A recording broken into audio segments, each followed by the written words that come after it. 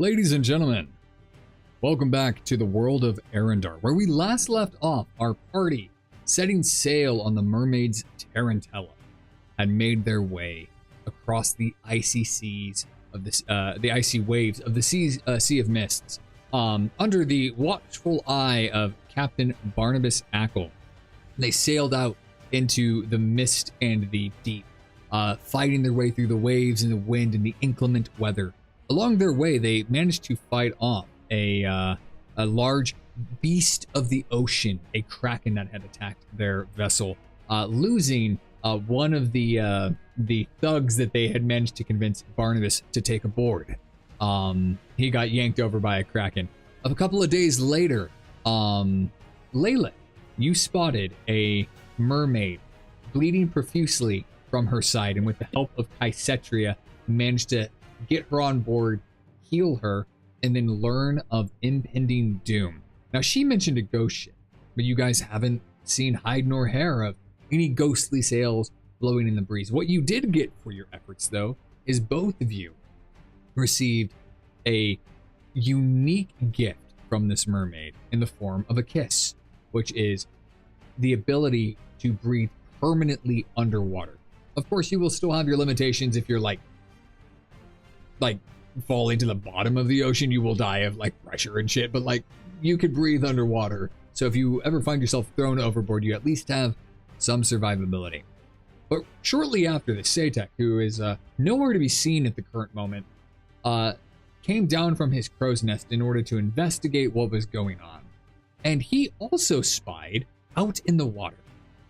He spied a lovely, beautiful young woman, and he went to investigate.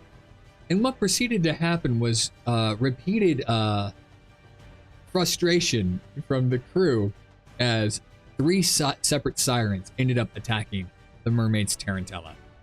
With no paladin in sight, with no one resistant or immune to charm, they fell victim one after one to the wiles of the siren, who ended up sweeping the other thug that you guys had managed to convince Barnabas to take aboard. He was swept out overboard into the sea depths, but through the timeliness of Kassir calming the emotions of people around him, most of the crew was able to fight back and fight off the sirens. Ashira. It was during the middle of combat that Ashira, a resident gnome druid, decided that her absolute best plan was to change into a giant seahorse in the middle of the fucking deck of the ship, not in the water, and through a set of circumstances, decided to wiggle her way through. Song, what was the exact phrasing that you used?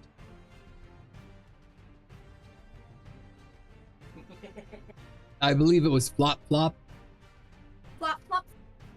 Yeah. So for every flop that she did, I rolled damage, and the damage was to the boat, and she eventually fell through the bottom of the boat. To kind of recap a little bit more, when Satek was up in the crow's nest, he threw the first mate G. Willikers down the ladder. Satek likes to claim innocence, but G. Willikers fell on the deck and broke his neck, and the crew, much to the chagrin of one Khavenchosk, drug him head thumping down the stairs and threw him in the brig, apparently toward the healer. Right after this, the sirens attacked. Right after that, Ashira turns into a seahorse, giant seahorse, and falls through the deck, and proceeds to fall through the deck right into the middle of where the two crew members are carrying G. Willikers, and she breaks his spine. She does, however, manage to throw herself through a porthole somehow into the ocean, gets eaten by a shark 3 times. I convinced the two crewmates who had been carrying G. Willikers to that is true. Do dramatic flopping. She got yeeted out of porthole. She got yeeted out of porthole, got eaten by a shark no less than 3 times, recovered a bottle from a treasure chest at the bottom of the ocean, and then convinced said shark to help her hitch a ride back aboard the mermaid's Tarantella, where she landed with the utmost grace of a dying fucking frog. And that is where we are picking up today. So you guys are on the boat. A couple of days have passed since your siren's journey. Avala, about this time, you are just starting to wake up. You had made the decision aboard the vessel after the Kraken fight that you were unsure how long this voyage was going to take, and so in the interest of whether or not people were going to be able to help you recharge for a decent portion of the voyage, you have been in like a rest mode. So you have been resting, which is why I'm not taking any of your days charged away from you, because you've been conserving energy. But as you guys have been sailing, the water in the air has gotten noticeably colder. It is kind of bone chilling. The mist that has been hanging around the seabed is much more damp. It's clinging to you. It's seeping into almost your very soul. And about this moment, you hear Captain Barnabas shout from the till that, "Oi, it looks like we must be getting close to Khavenchosk. That cold is never good for the bones."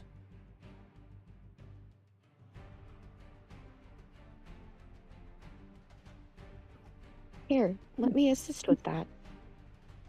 I am going to use my feature. Oh, what is it? Storm Guide. Ooh, nice. I'm gonna subtly control the weather, and instead of a cold wind, I'm gonna warm it up a bit.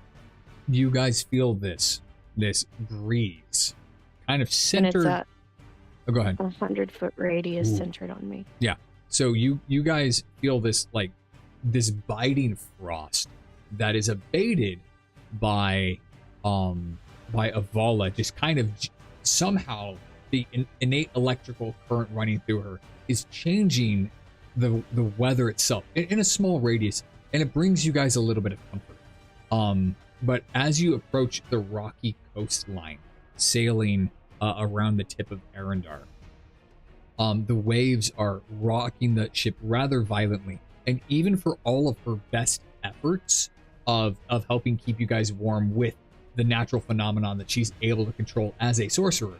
In addition, though, that the spray of the sea splashing over you guys onto the boat, rocking with the swells, it's still pretty cold, but she is able to keep you guys, for the most part, pretty at bay. And at least the warmer wind is making it so you guys don't freeze to the deck. But you see Captain Barnabas put two hands on the tiller, and he starts barking out orders to his sailors to start drawing up the sails because they're about to hit a particularly rough patch. And so he barks out a couple of orders. They grab the ropes and they start hauling the sails up as the boat dives in through this kind of narrow channel with jagged rocks on all sides. For about 2 hours, you guys fight through these waves. I need everybody to make a Constitution saving throw for me if you are not a robot. Avala. So, You're fine. You can't puke. robot. Con save.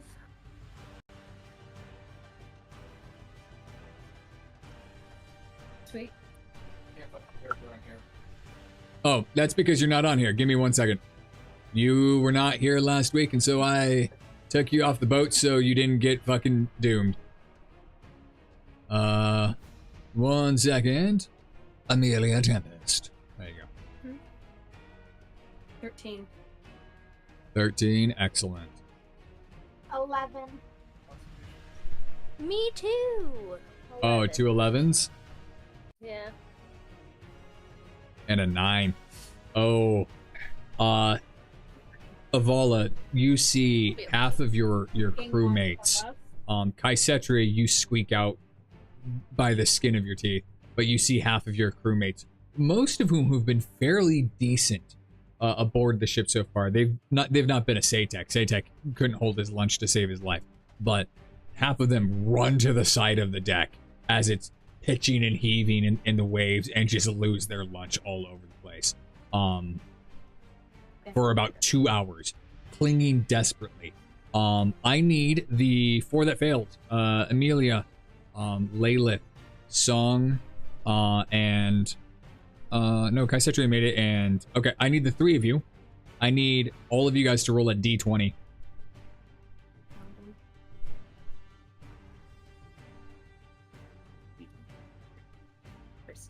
Six. Yeah, I succeeded now.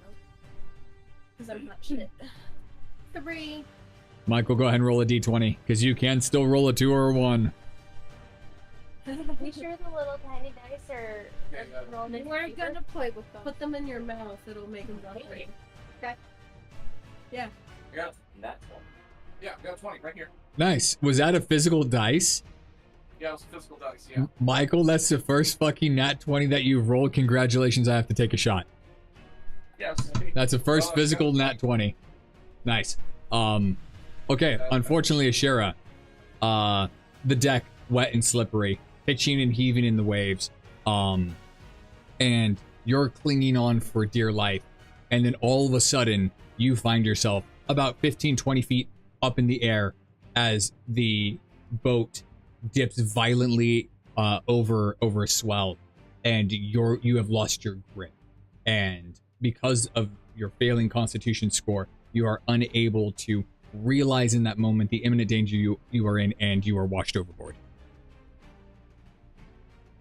I need let's see,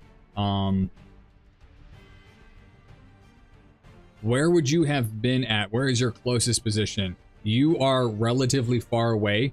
I need Amelia, you to make a perception check at disadvantage. Layla, also at disadvantage, and the other 2 of you guys to do a straight roll. You said it was perception at disadvantage? Yes, perception at disadvantage for failing a constitution check. Here's my shot, by the way. Cheers. 12. 23. 13. Okay. Oh, boy. And then what about for you, Jenny? This one you can make.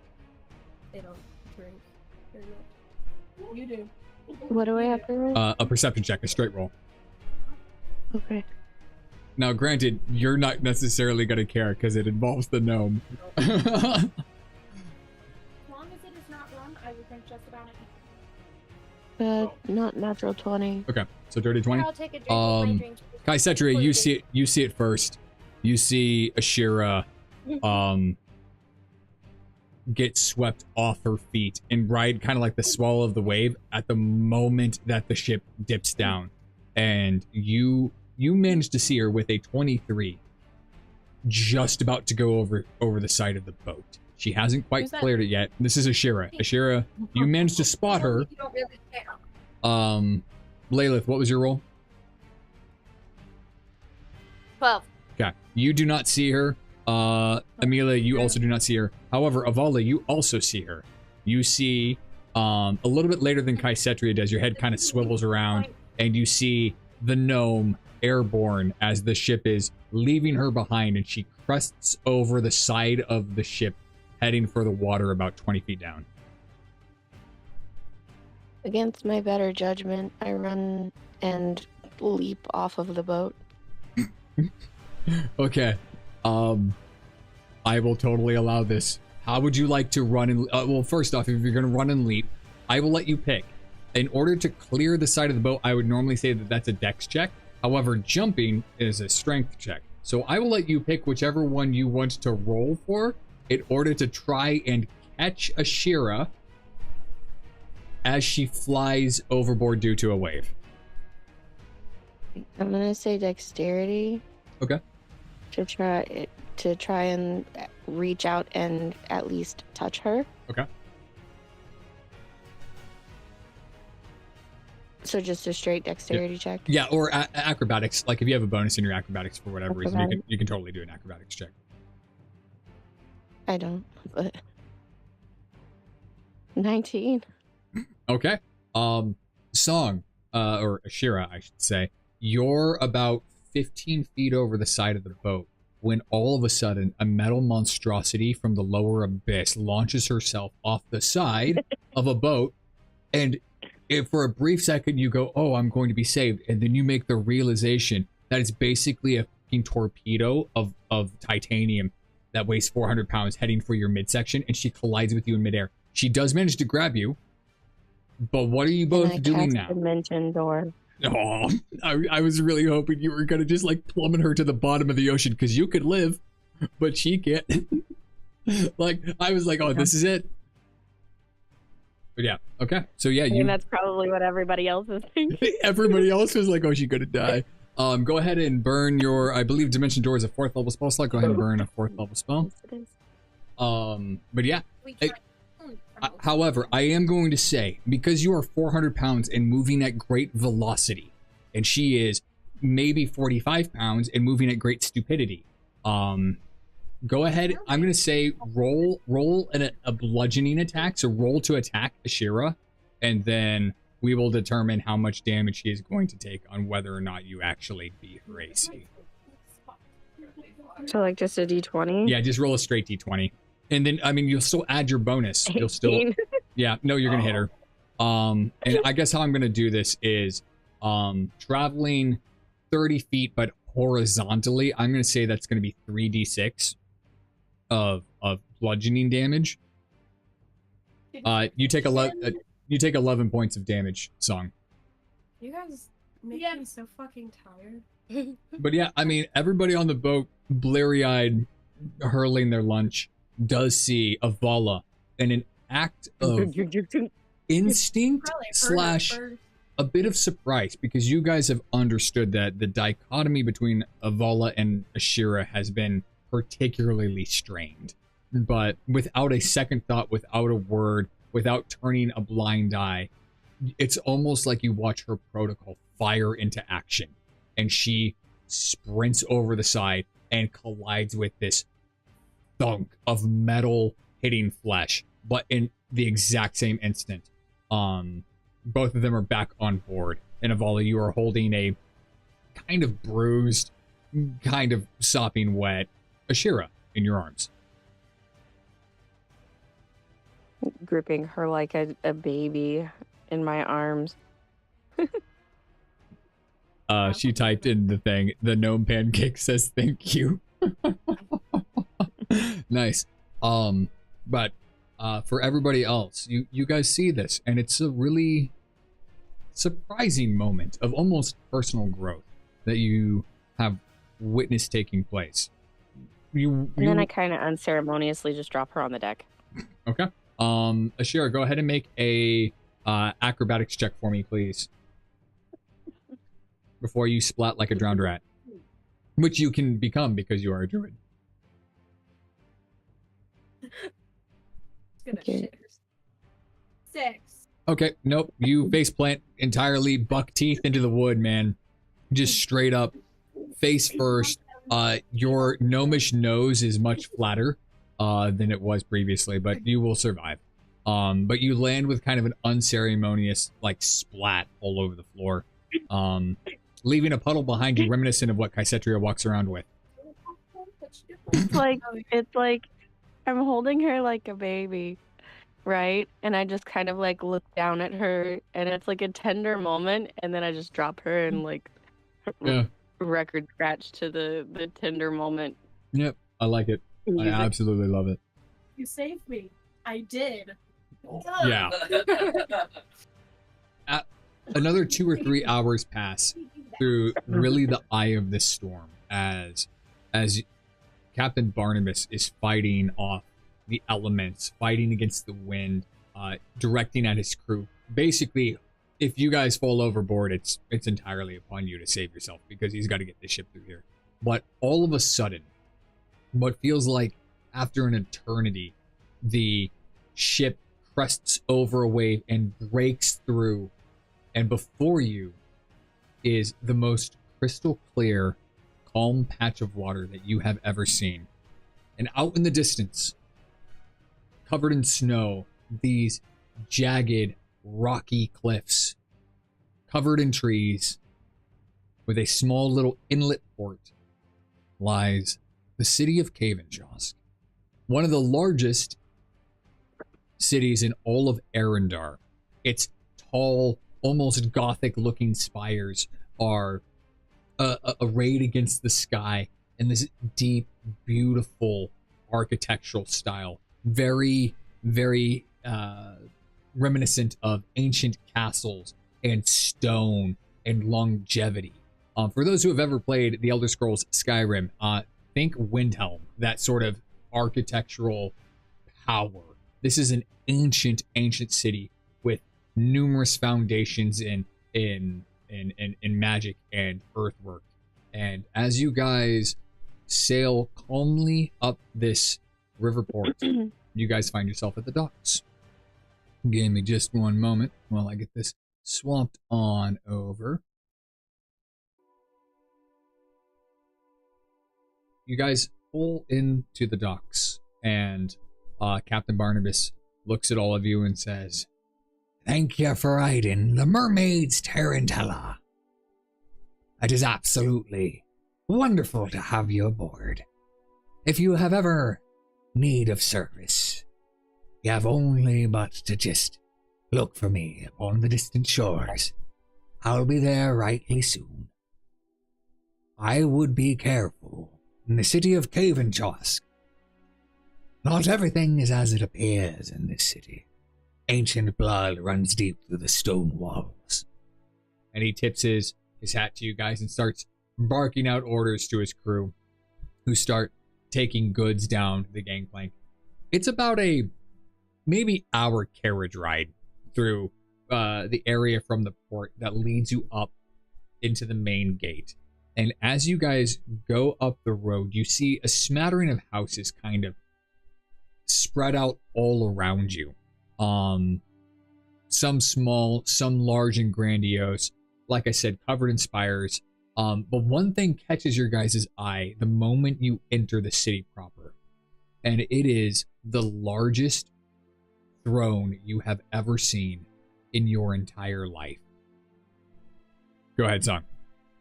I want to sit on it. Oh no! Hey, you can't do that. Do you let us know that? Yes, the minute that I see it, Ashira goes, "I want to sit in that." We will see if we can get you in that throne.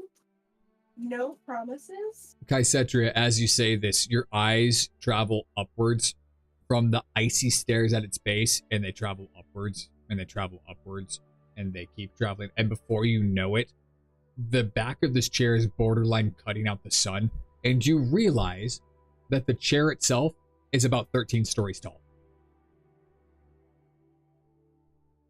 You have to climb. With your short no legs, it's going to take you the better part of a day. So if I climb, I can sit in the chair. We gotta check the vibe of this place first to see if they'll let you sit in the chair. And then we'll see if you can climb without the wild shape. How to keep Ashura occupied for 2 weeks. But yeah, as you guys look at this gargantuan throne, something else catches your eye. And leaning up against the side of the massive structure is subsequently the largest sword you have ever seen. It is made almost entirely of blue refractive ice. The sunlight, meager though it is, glinting off of every facet of this sword, and it's kind of embedded in a large chunk of ice that has been gathering kind of around what is affectionately known to Khavenchosk as the Frozen Throne. And the sheer grandeur of the city makes Dane Hill and Syrian comparatively look like they could fit inside the Colosseum. And speaking of the Colosseum, on the right-hand side, as you guys enter from the southern edge of the city, because you had to travel around by carriage in order to get in, you guys look over and you see this large stone Colosseum that kind of dominates the southwest or southeast corner, my apologies, of the city. and these grandiose spires with flags bearing the symbol of Khavenchosk are all around this Colosseum, and you hear the roar of a mighty crowd occasionally as you wind your way through the streets. What would you guys like to do? Well, first I had to find the brothel on the map. This time it's called the Stinky Sea Pickle. Sticky Sea Pickle. All of my brothels are named after like random fucking, like I have the Dry Clam. I have what was the one in Dane? The one in Dane Hill might have been my favorite. I forget. But anyways, yeah, they're all named after like just sea vegetation and animals, and I find it hilarious. But yeah, what would you guys like to do now that you are in Khavenchosk?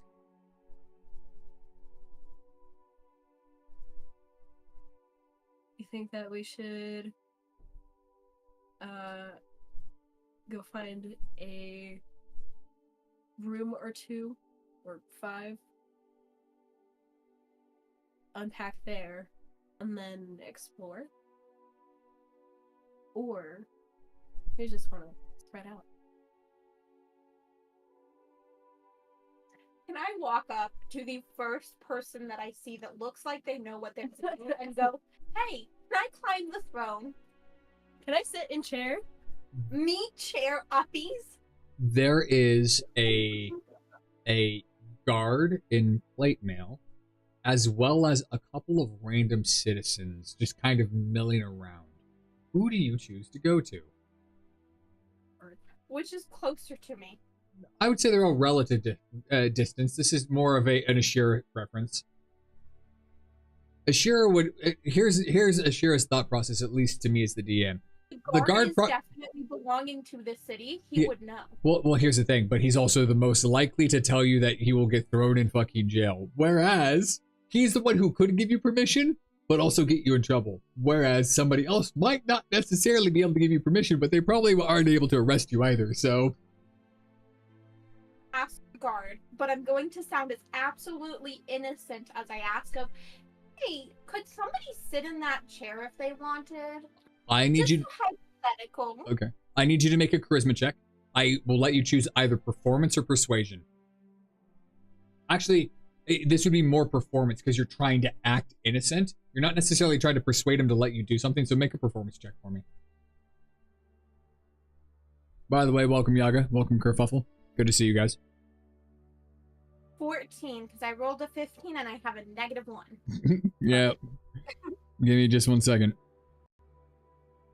Well, he's got a 5. So, he kind of looks you up and down and goes, I wouldn't exactly advise it. We did have a bit of an explorer type not that long ago who attempted to climb the frozen throne, but poor bloke slipped and fell about halfway off and kind of splattered on the bottom. Took the sea about 3 weeks to clean it up, so we're trying to avoid messes, but and he just kind of stutters through the cold. And I don't think there's regulations about not climbing the throne, but that being said, I would check in with the I just wouldn't do it. And he just, is there anything else I can do for you? Nope, and she bounces back off to the group happily, because that was not a no. Oh, fuck. Everybody else, what are you doing? You know, I'm feeling a little adventurous. I am going to head down to the brothel and see if I can find myself a nice elf girl to spend the night with. Amelia cracks her fucking knuckles, shoulders her bow, and looks at all of you guys and goes, I'm gonna go get laid, and just wanders off, just following like the natural terrain, and you guys just watch her disappear. She just heads off down the street.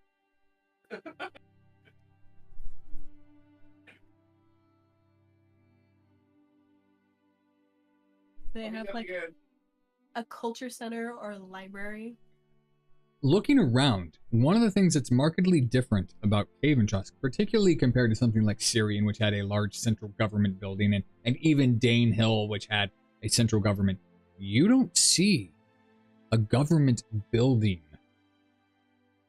around you at all.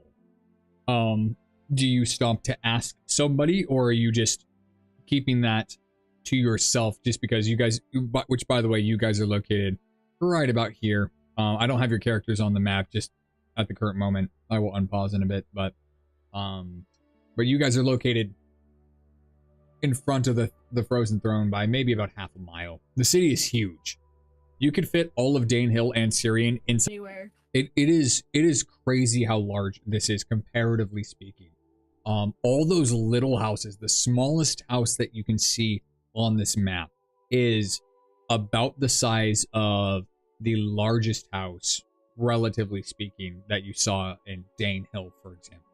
It is the Lady of the Maimed Cathedral is basically on a lake. It's not on like a small little patch of water that's been, it's on a lake in the middle of the city. It's massive here. Who is it dedicated to? Make a religion check. Got like a +1 to this. No, +3. Fine. Got it. You have no fucking idea. You have no idea. In fact, the Frozen Throne, from the angle that you guys are at, you can't even really see the cathedral behind it. You do see the smallest glimpse of a spire, but recounting what little knowledge you have, you know that it's not dedicated to Theron. I will tell you that. It's not dedicated to Theron, but you don't know who it's dedicated to. Could be dedicated to Theron's immortal enemy, child. Because you rolled a 7, go ahead and flip a coin for me. If you flip if it's a 1, you will believe that the Lady of the Maimed Cathedral serves there is small cat, by the way. It's a 2. You do not make the assumption that it is a temple to Renaya. Sweet. How are they reacting to outsiders? Just people around. Much different than Dane Hill. Dane Hill, you guys were very much treated as, initially, and quite correctly, as a scourge upon humanity. But here, as you guys are wandering around, you guys see people everywhere. And not only do you see humans and elves and dwarves, but you see Dragonborn, and you see Tieflings, and you see Asimar, and you see all of these various races. You even see some quite bundled up lizard folk as they are making their way around. It's slightly different from Dragonborn, but you see them very tightly wrapped in furs and coats. I need everybody, not named Amelia, who went to go get business taken care of. I need everybody to make a perception check for me.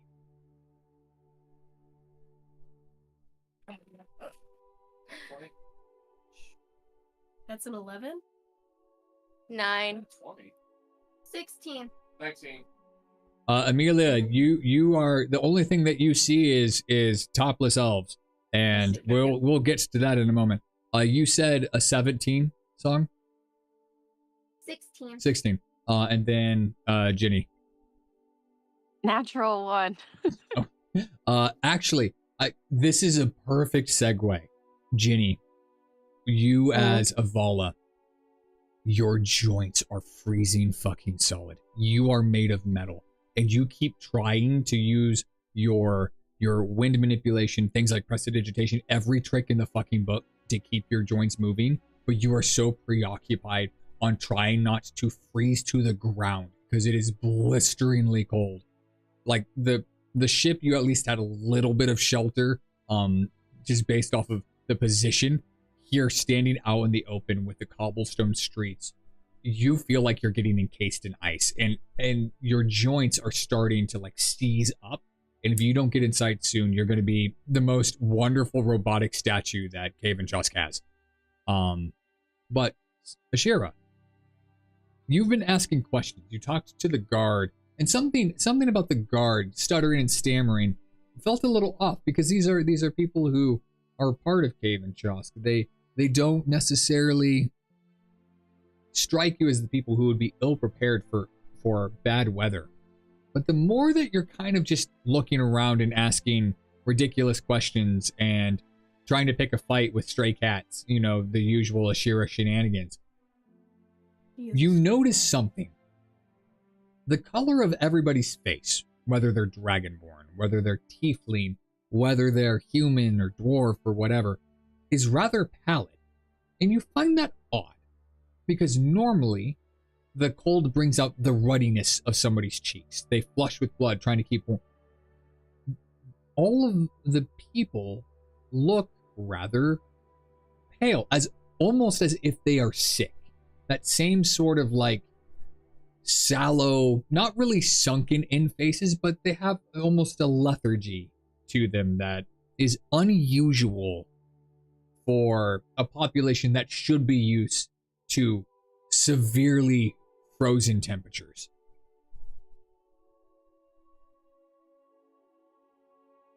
I would like to tug on Kaisetria's robes and just go, why does everybody look like that? Shouldn't they have more color? This is Ashira being anti-racist. You look like that. You can't. Oh my god, Ashira! You can't just ask someone why they're white. No, this is Ashira being like, I'm fully in favor of diversity. This is her diversity and inclusion course for D&D. Why is that dragonborn red, Mom? Why are they white? But yeah, so Ashira asks you, Kaisetria, why, and it's not really until she points it out that you kind of see it. But because your initial perception was so low, I'm not going to say that you magically just understand. You can kind of tell, but once again, it's also Ashira, and whatever Ashira says is more than likely not Immediately thrown out. immediately thrown out the window. Is that something that I can do, like a medicine check from here? I'm going to say with your initial perception check, even though she's pointing it out, I'm going to say because it was so low and you don't inherently necessarily see the problem yourself, I will let you do a medicine check. It will be at disadvantage. Okay. That's a 17, and that's an 18. Okay, nice. Yeah, that's gonna be enough. As they're walking by, just the crowd milling around, and it's not everybody. It's the poor orphan girl sitting at the corner. It's the wealthy statesman in his fur coat buying trinkets for his wife. It's not a particular class of people. It's kind of just some of them and a whole different variety that just seem really lethargic, really slow. And as you're studying their movements, your brain immediately goes, well, if it's the cold, their joints would be stiff, but they wouldn't necessarily be sleepy. They appear as if they're sleepy, as if they're drained of energy. And you are able to determine that it does not appear to be a common... How shall I word this? It does not appear to be a sickness, but it is some sort of physical ailment that is kind of universal. Also, everybody just got kicked out of fucking Foundry because my internet fucking sucks that way. Hell yeah, dude. I don't know why it does this, like, every fucking time. But anyways, I also see Oki. Umi is standing there in the group, very cold. Very, very, very cold. She is unused. She is unused to this kind of temperature drop. You had mainly stayed bundled up on the ship below deck, just trying to ride out the journey, and now that you are back on land, you almost think that the ship was better. Oh, 100%. This armor was not made for winter. Yeah, in fact, there's frost forming on your katana and your tanto.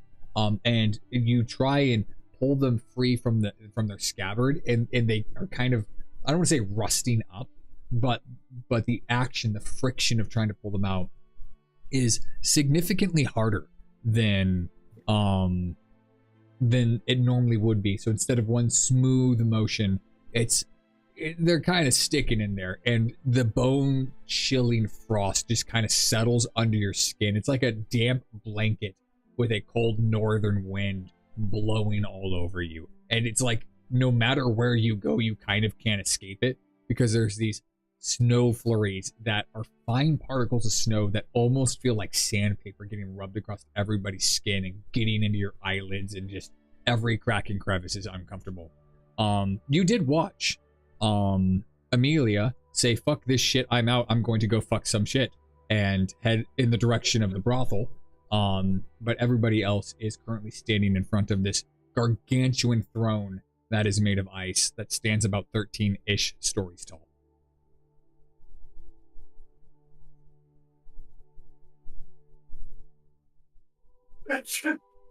Bless you, Michael. But yeah. Joey was on a story arc tangent and then she disappeared. Layla, what are you doing? You doing anything fun? Considering the fact that very tiny, in clothes, freezing cold elf is going to make way to the nearest inn for warmth. Ironically, you're doing a little bit better than a couple of other people, because at least you don't have metal attached to your body. And so while your clothes are not necessarily warm, you guys are definitely not prepared for this kind of weather. It's almost the polar opposite of Syrian. Syrian was this desert, hot environment that was just soul-sucking levels of heat. But this is like the complete opposite. Yes. Dark now. By nature, aren't I more naturally inclined towards cold weather because I'm used to deep, dark undergrounds? Not necessarily. You might be more attuned to cooler temperatures, but what you're not attuned to is things like wind, because there is no wind underground. It's snow. Yeah, but I'm meaning out of the two, or out of the party, I'm slightly more prepared for this. I'm also not wearing metal, so that's a bonus. Yeah, and also, I mean, at your stature, as funny as it is, you avoid half of the wind that everybody else does. At your stature, you get to avoid half of it. So, and my idiocy helps keep me warm. So, Layla, go ahead and make a survival check. Once again, you guys are brand new to the city. You have asked no instructions of anybody other than, can I climb the chair? Oh, yeah. And so, make a survival check for me. Which is an excellent question, dirty 20. Nice. You kind of have this inherent feeling that the frozen throne itself is this centerpiece, if you will, of Khavenchosk. It's kind of their town square, if you will. And looking off to your left, you see numerous large buildings, but they have more of a commercial look to them. And while it's possible that there is an inn over there, from your previous experience in a couple of the other cities, you know that generally the inns are closer to the residential districts, because they also serve as a tavern. And from your guys' position, you see off on the hill on the right hand side a gorgeous, almost like longhouse Nordic structure, if you will, of an inn. It's made of like an upturned ship as its roof. Think Jorvisker from Whiterun, if you've ever played Skyrim, but it's much bigger, about twice the size of the Mermaid's Tarantella, and it's got smoke coming out of its chimney. Because of the size of Khavenchosk, it will take you about an hour to get there, weaving your way through the cramped city streets. So from your guys' position, you'd have to make your way through the dregs, and then up through the ice district to Hearth and Home. Layla just starts trucking that direction and just whispering under her breath the entire time, "Fuck this shit." I just follow Lilith. Yeah, and I'll be you, wherever you are. I'm Layla, told I can climb the giant chair. as you are making your way there, for The guard kind of the side. first time ever, you consciously hear Avala. Now, Avala is not, by any stretch of the imagination, a quiet creature. She's 400 pounds and made of metal. But you hear clanking. You hear the grinding and strain of gears, and you look behind you, and she is shuffling forward, like one foot after another, looking like she's about to tip over.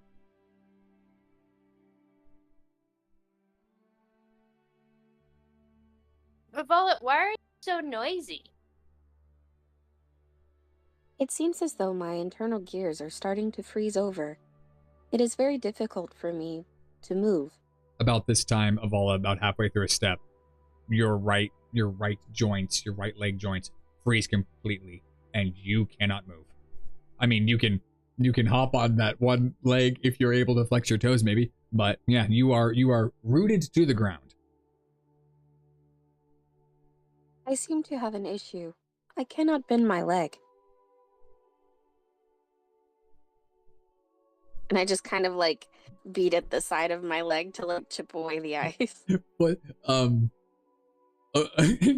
as you're doing this, as you're like, and it sounds like a hammer at a forge because metal's ringing on metal. As you do this, I'm assuming your right arm freezes to your leg, and now your arm is like kind of stuck there. Oh my. So now would be the best time for me to let Ashira do some fuck shit. Go ahead and make a Constitution saving throw for me, Avala.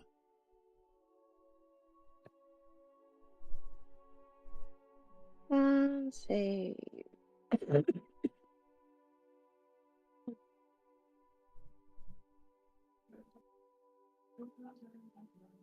18. Oh man, I was really hoping it would be a fail. This is one of those very Bro, I few have moments. a +6 to Yeah. my constitution. This is one of those moments where the DM almost goes, but it's funny for the story anyways. You definitely pass. You managed to hold firm. But if you had failed, Avala was going to tip over, and because you're on an icy street that's on an incline, 400 pounds of you was going to go sliding down the street like an out-of-control snowmobile, just plowing through things. It was going to be hilarious. If with good luck and good fortune, you would have been able to kill the gnome. But anyways, you do manage to hold your ground, but you are very much frozen in place. And as you're communicating with Lilith, your speech module is starting to freeze up, and the only thing that you can describe it as is, with your inherent sorcerer knowledge, you had studied textbooks that talked about petrification. Oh, And this is the closest thing in your mind that you can get to petrification.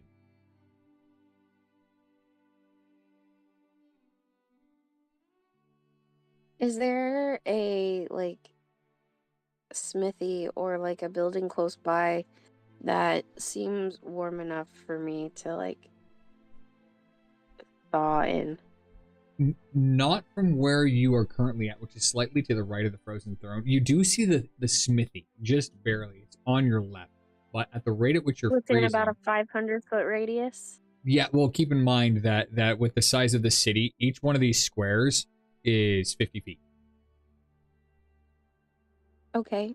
Is it within 10 squares of me? Let me see.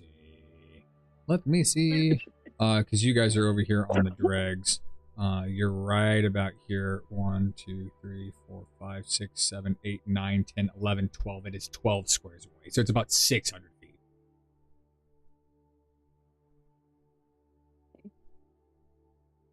However, you do notice off to the right-hand side a very small fire with a small figure huddled next to it. A few meager scraps of wood, a few bits of flame licking hungrily at the wood. And it's not much, but it is about 15 feet to your right, a little bit down an alley. You can see like the flames like glinting off one of the stone walls. Don't care going. Okay. Yeah, you start like hopping on one foot / dragging the one that doesn't move in that direction. And Layla, you see this. Avala, in the middle of her conversation with you, just stops talking, pivots, and starts dragging herself down an alley towards flickering lights.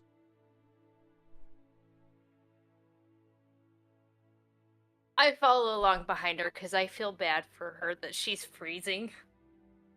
Literally.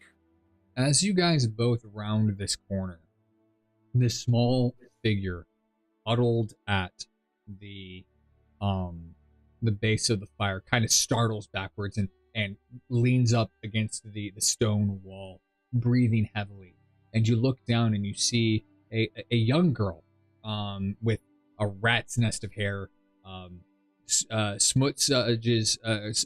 smudges on her hands and kind of under her eyes, and a bit of a tattered cloak that has been trying to keep warm near this very small, very meager flame that is sputtering to hold its life against the wind. And she looks up a little frightened in your guys' direction, but her eyes settle on you, Avala. And then she looks over I at don't you. even pay attention to her. I just sit in a position to where I can block the flame from the wind so it doesn't die, so that way I can unthaw. She looks at you, Layla, and goes, "What is that?"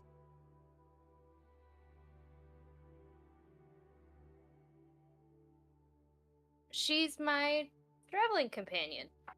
Is it going to hurt me? No. I promise. She's very nice. You're not here to steal my fire, are you?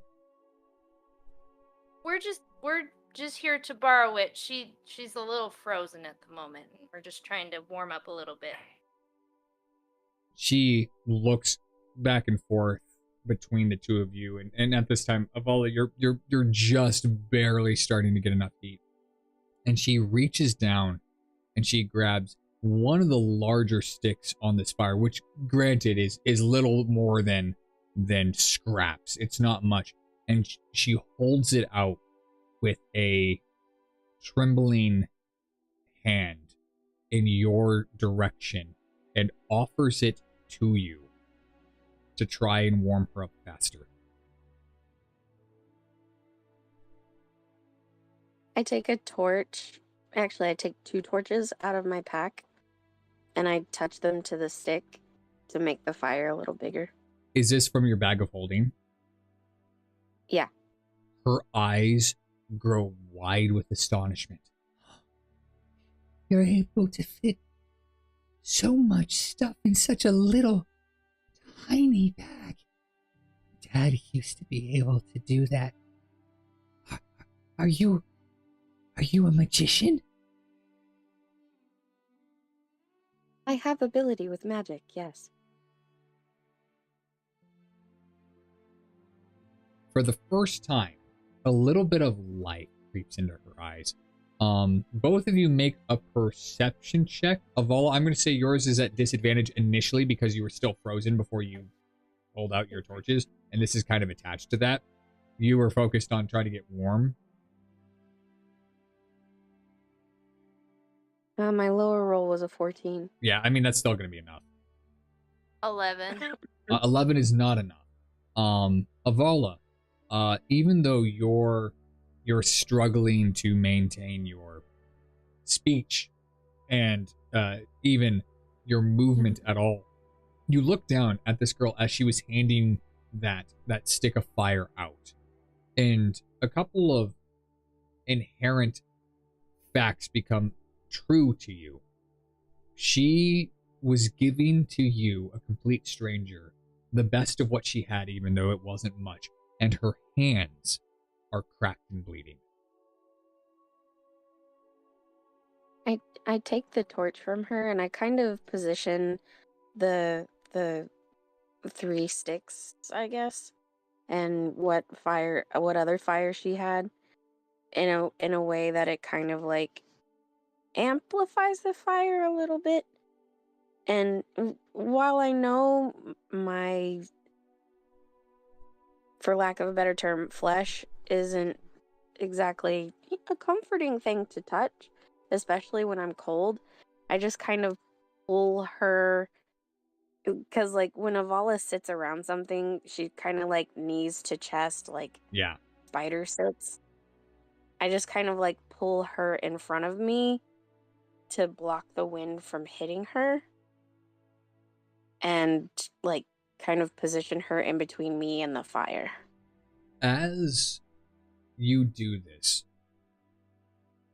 it's hard to describe exactly how Avala feels because you have no nerve endings. But for the sake of explanation, you are able to feel how rail thin this girl is. She's wearing very tattered clothes. Her hands and feet in this blistering cold are basically bare. And it looks like, from what you have been able to garner just by a quick look, that she has not eaten nor had any place to rest for probably quite some time. And I take like 5 rations out of my bag. I don't know how to feed humans. And I just I just kind of like hold them up to her while she's cradled under me. her eyes once again light up and just spring to life. And then she looks down and I'm sorry, I can't take this. But you can. You have hands. Avala with the logic. It won't be enough. And she gestures behind her. And from a couple of the shadows, about 4 to 6 more small children, younger than her, come stumbling out. And it's clear that when she had spotted you guys coming down the alleyway, that she had sent them to hide to buy them time. But most of them too weak to really go far. And in particular, you notice one young boy dragging what appears to be some sort of broken or swollen foot through the patchy snow. If you wouldn't I take more rations out of my bag because I have 1, 2, 3, 4, 5, 6 stacks of 10. Fucking Santa Claus over here. Just Santa Avala Claus. There we go. Yeah, you just, and these kids look at you, and then they look at this young girl, and she very slowly nods, and then Avala, you are beset by an army of small children, but lagging behind the rest of the group is the small boy with the broken or swollen or frostbit foot. You are unable to determine what, but he lags behind, and as kids are wont to do, there's not really pushing and shoving per se, but there's jostling around because they're starving. But they're hanging all on top of you, and for the first time since getting to Khavenchosk, Avala, you are warm. You are toasty. You are so full of life and energy in a way that is unfamiliar to you. Make an insight check.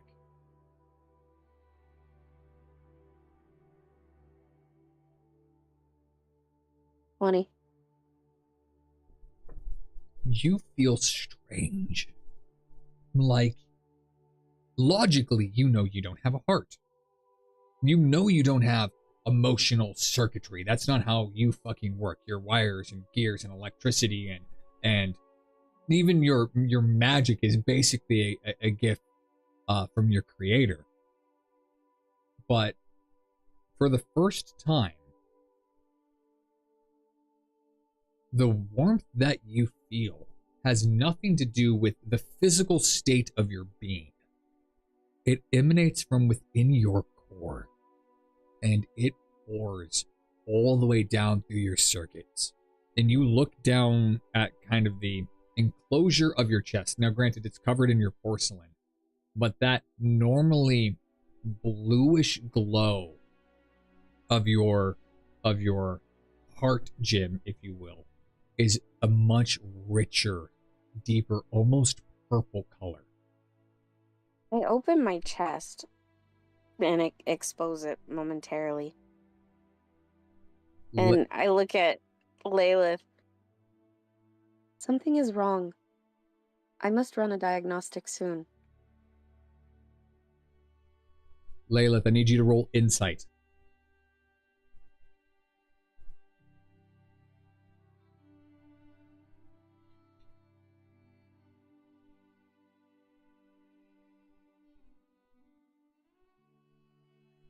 Nine. She's gonna blow up. She's gonna go kaboom. Lilith is convinced that you guys are gonna be wanted for the genocide of small orphan children because Avala decided to detonate in the middle of a city. When the boy with the hurt foot gets close, Avala knows what hurt looks like on meat creatures. So she puts her hand, like, not even really gently on his foot, and because she doesn't know what gentle is, and I'm gonna cast Cure Wounds at 3rd level. Oh wow. Yeah. You reach out and grab him by the ankle, and way more hit points than something of his stature ever will need. 30 points of healing. Yeah. But as you do this, you hear and feel within your hands the crunching of the bone as your Cure Wounds snaps it back into place.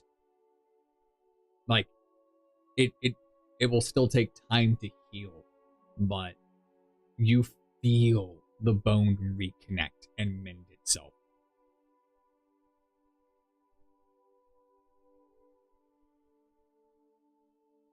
But as these kids... And I just kind of like look in his face and tilt my head to the side. Better? Yes, ma'am. And the kids just start digging into the rations. But Lilith, you're watching Avala with her chest open, glowing purple, and you don't know what the hell is going on. The thinking she's gonna blow would have been if you rolled below a 5, but you've never seen her be this color. You've learned through your experiences that red is Angie, blue is kind of default, green is her power off or powered down state, but purple is completely different from anything that you've ever seen. You just don't know what it is.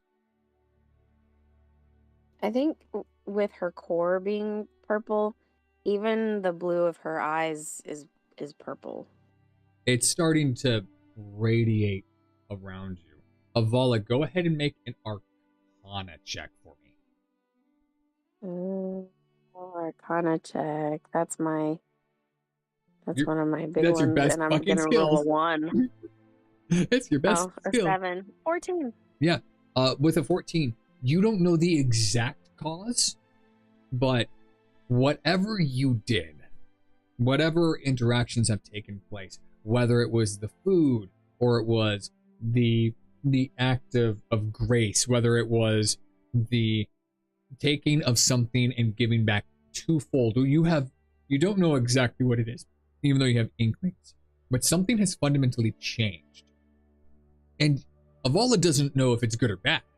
She just knows that it is what it is. And the magical properties of your core have adapted. And even though you have no flesh and blood or brain or heart or any of the things that make humans humans in your eyes. You feel compassion and the warmth that comes from giving truly of yourself, not due to a directive, not due to someone saying, hey, I need help, but just assessing the situation has leveled up your core. Oh. You are able to understand human emotions a little better, and you have gained immunity to the cold of Arendar. You are no longer affected.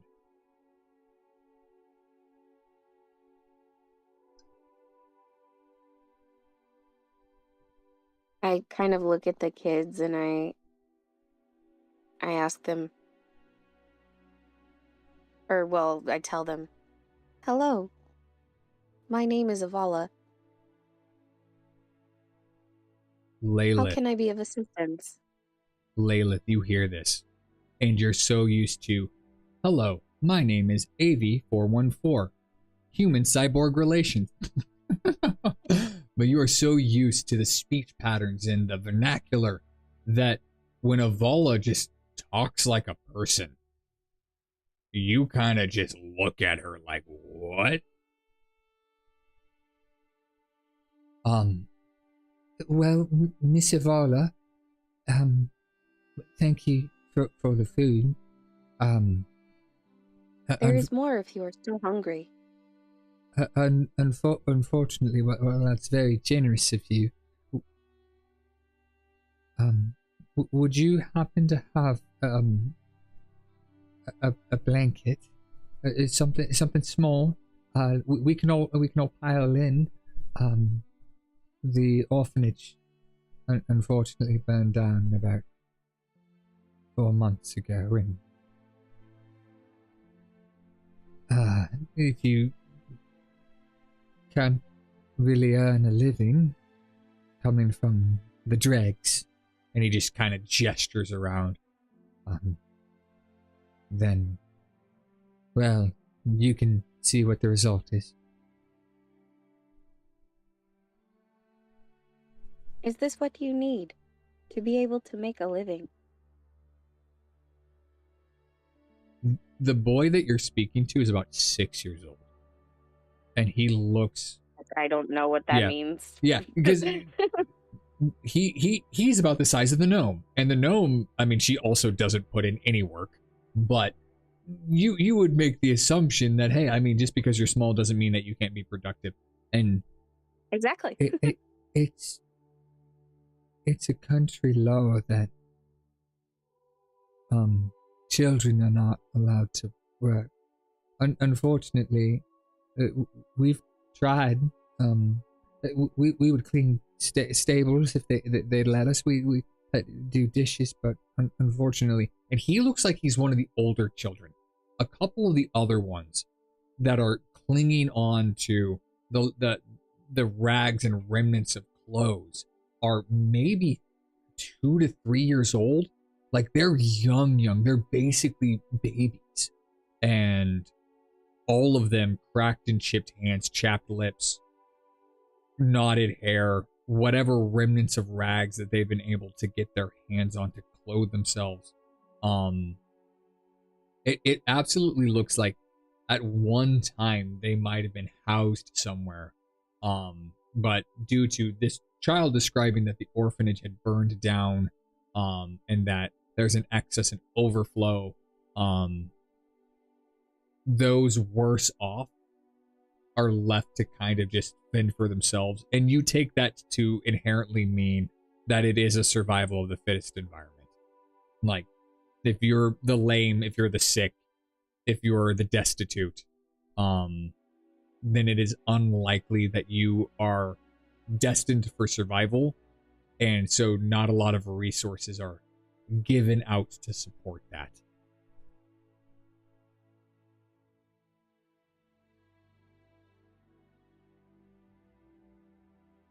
I just kind of look at Lilith.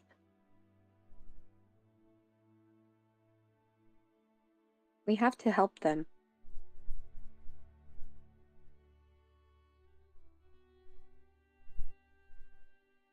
How are we going to help this many children? Kaisetria will find a way. Kaisetria feels her mommy senses tingling from across the city. She's currently got a firm grip on the back of your collar. She's got all the children she can handle at the current moment. Oh, we can leave you here at the orphanage too. Yeah, she'll sacrifice me and keep the kids. That's how we ran out of kids left. But yeah, I guess Layla looks at you inquisitively. How the hell are we going to help them all? How many are there? In total, there's probably about 9 or 10. As you guys have been like handing out food and providing a little bit of extra warmth, 1 or 2 more have like kind of crawled out of the shadows and started just greedily eating as much as they can. And you get the distinct feeling that this might be the first time in a couple of weeks that they've been able to get any sort of sustenance.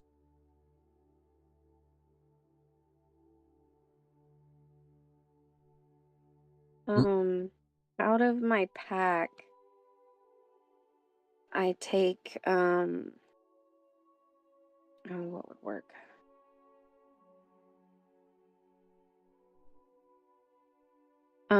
I take the, because I have a 2-person tent in my bag of holding. Okay. I take the cover for it, and I want to kind of like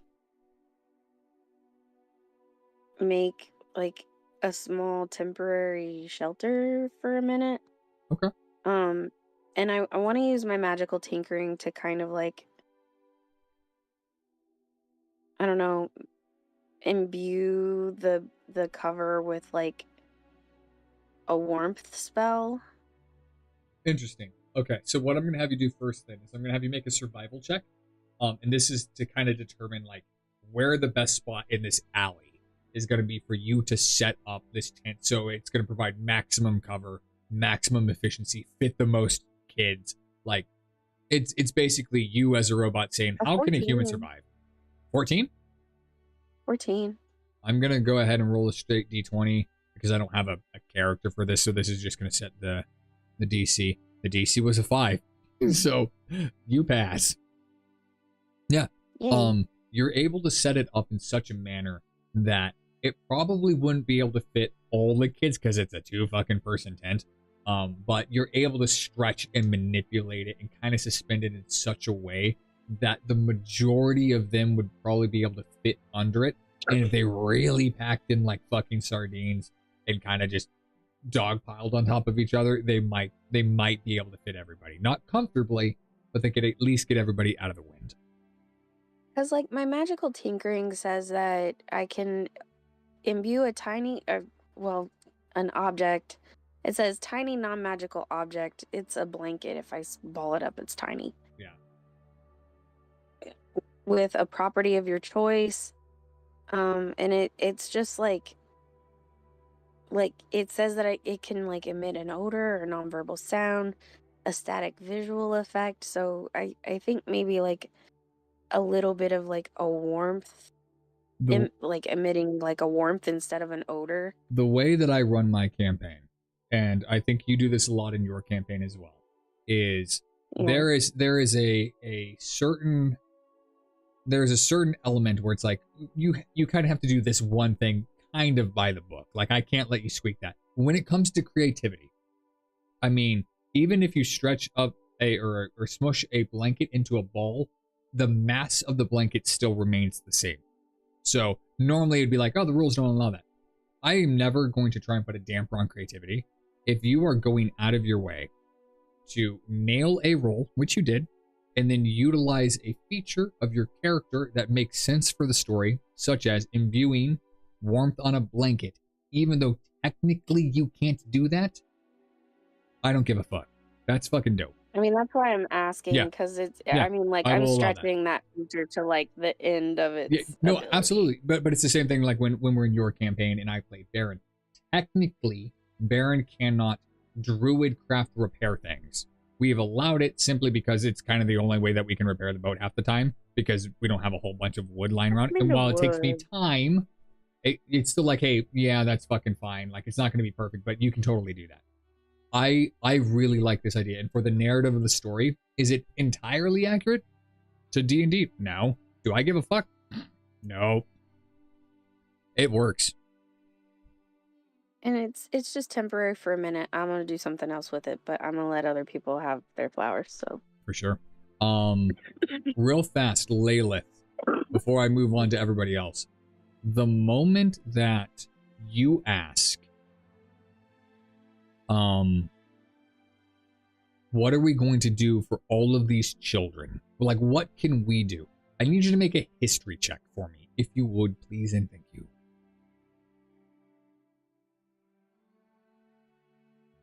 17. This is actually for Lalith, sorry.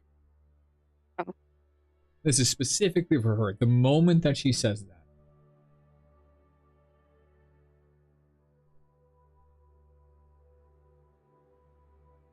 Nat 20.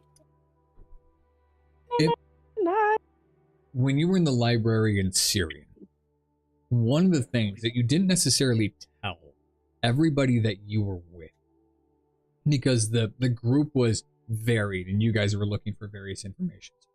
But for about a 20-minute period, you snuck out in the library to not a restricted section, but you went over to a section about deities and origin stories and trying to get the lay of the land. And you recall quite vividly the story of Syrian, or not Syrian, but Centris, your patron goddess. And as you were reading these words, this image gets painted in your mind of Centris as a resident of the city of Khavenchosk, a young orphan girl who was caught up during a mass riot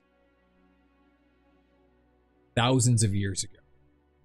And during this riot, the people of Khavenchosk, looking for someone to blame, someone to take their ire out on, drug this poor orphan girl onto the pyre and lit her aflame. And during this act, Zarin himself came down and said, "She has begged for nothing but your forgiveness, caring not for herself, but for the maimed, the broken, the beggars." And it was that day that Centris became a deity. Whether true or not, it paints a beautiful picture. But the moment you say, what are we going to do for all of these children, that story launches itself into your brain. And you hear a small little whisper in the back of your mind. She is me. And you will do what you must.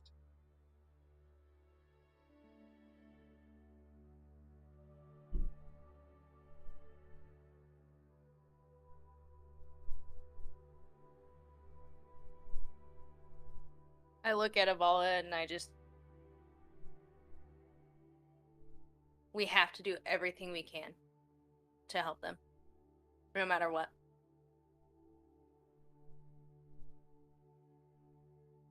Moving over to Amelia Tempest, who has walked her happy, slightly cold butt cheeks down the side street. And Amelia, as you get closer and closer down the Khavenchosk commercial district, you're kind of weaving your way through some of the side streets with a singular goal in mind: pulling tail. You walk by the Frost and Thunder smithy, where the bellows are going and the fire is roaring, and it actually feels kind of nice as you are maneuvering your way. That blast of heat is helping temper the icy cold winds. I need you to make a survival check for me, because you don't know where the brothel is. You are going purely on the instinct of your loins. You can smell it. Myself some elf tail today. Okay, just palm is right hand. Yeah, something flat. Over there's good. Hannah, if you want to let Michael borrow my box, he's welcome to. Okay, I got 12. Okay. Do you have a bonus to your survival? So open up your character sheet. Or contrary wise, a You negative. can to your press C survival. to open up your character. Okay, here we go. Let me try it again. Hold on. That was not a. Here. 12 plus. As a side note, while Michael is figuring out the rolling, I would like it to be put on record that I was blessed with a miracle today. Because Lily stepped Sweet, dude. and let me pet her. 22. Wow. With a 22, Amelia. There's She knows where the pussy is at. You are hyper focused. At this current moment, the red light district is your favored terrain as a ranger, and your favored enemy is whatever fucking whore is in your way. You are headed directly there with a purpose, and that's to murder that pussy. You are sprinting. In fact, you are a blur in the wind. You are like a comet as you are hauling cheeks through the city. And eventually, you get to the seedier part of town, even though that's kind of a relative term, because red light district, though it might be, it's actually quite nice. There's a level of opulence and glitz and glamour that is around the entire area, and you see a sign up above that says "Sticky Sea Pickle."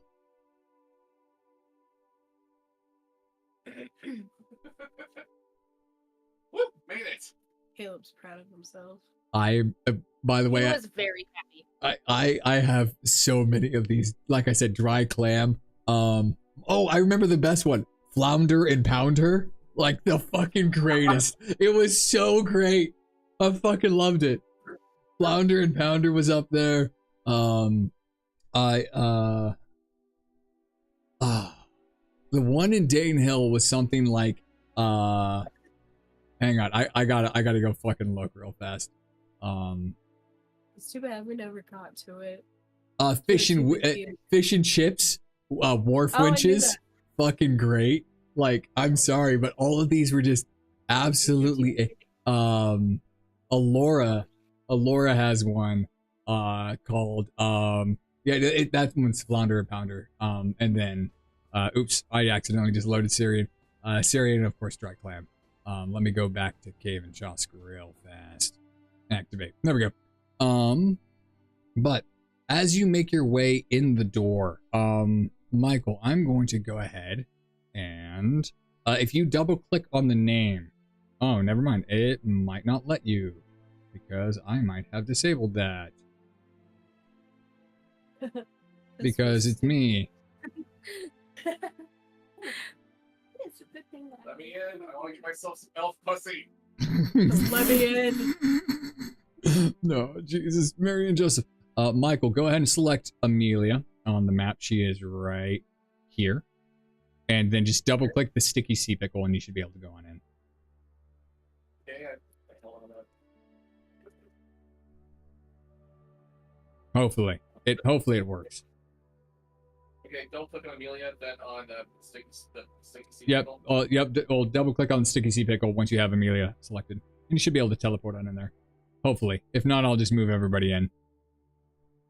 I'm trying to get in, but okay, click once on Amelia or Yep. twice on Amelia. Once on Amelia.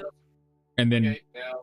and then twice on the sticky sea pickle. Here, I'm just gonna move everybody in. Un momento, por favor. Do. We get thunder cunted into the brothel. considering Yes, you do. their driveway is blocked off with a massive accident.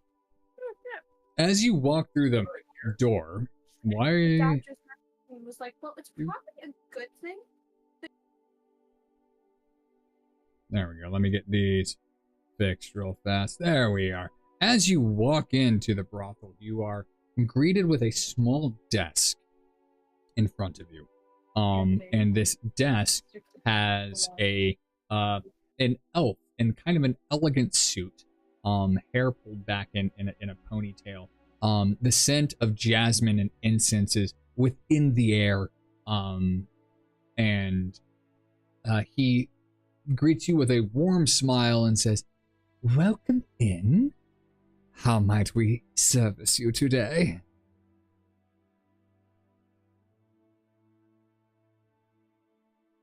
Give me the prettiest looking elf you got here, aside from me.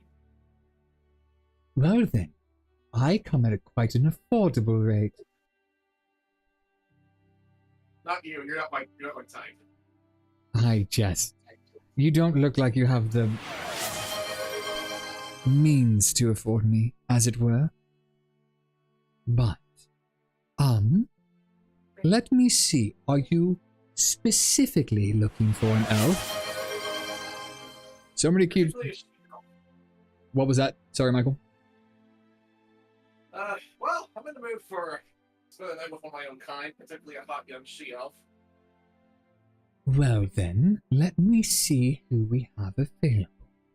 Who is working tonight? And he flips through a small little register of names.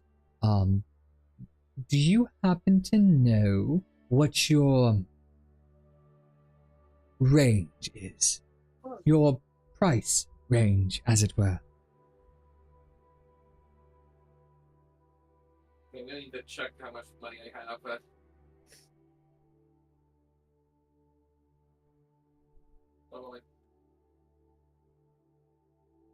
Should be at the top of your character sheet where you've got like gold and shit like that.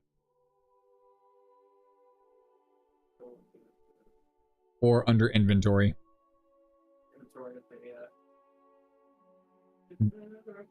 Let's see if you have any money. Do you have any money? Yeah, I have 749 gold pieces. Damn. So. Rich. Maybe there's no room for you up here. Well.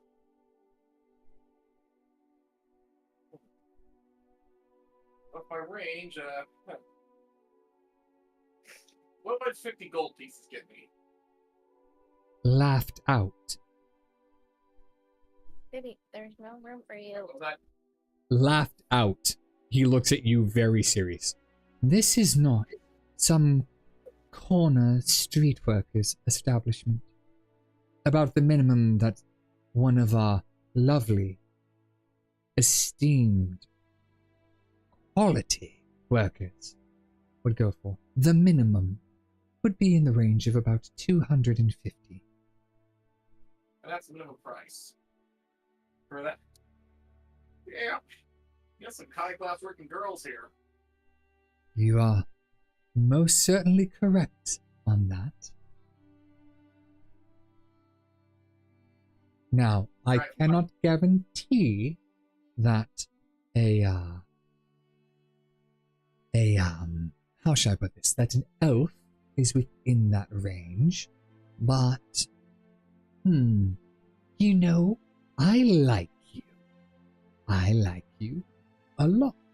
Michael, go ahead and double click on Brothel Chop Chop. He's the guy in the chair. Okay. Item piles are too... Oh, hold on.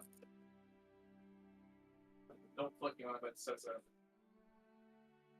item piles too far away to interact with this pile. Oh, you gotta move Amelia up to the desk. It's not letting me, it says it's paused. Oh, there you go. Let me unpause. There you go. Alright, let's try again. Alright, let's try again. Okay.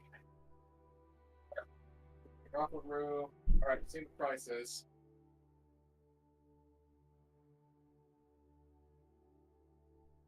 Let's take a look around. Let's take a look at the rooms first. Well, the doors, I know that you have the vision of your character or as a player, but the doors are all shut. The doors are all shut and locked. So, he mentions, I like you. I think you would maybe, perhaps, have the most fun with, how shall I put this? Most qualified patron, if you will. She is the most expensive, but well worth the night you would spend.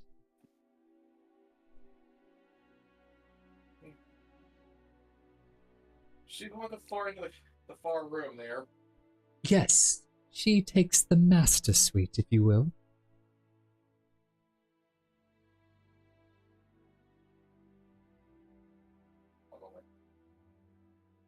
Most expensive one. Finally. Well worth the price.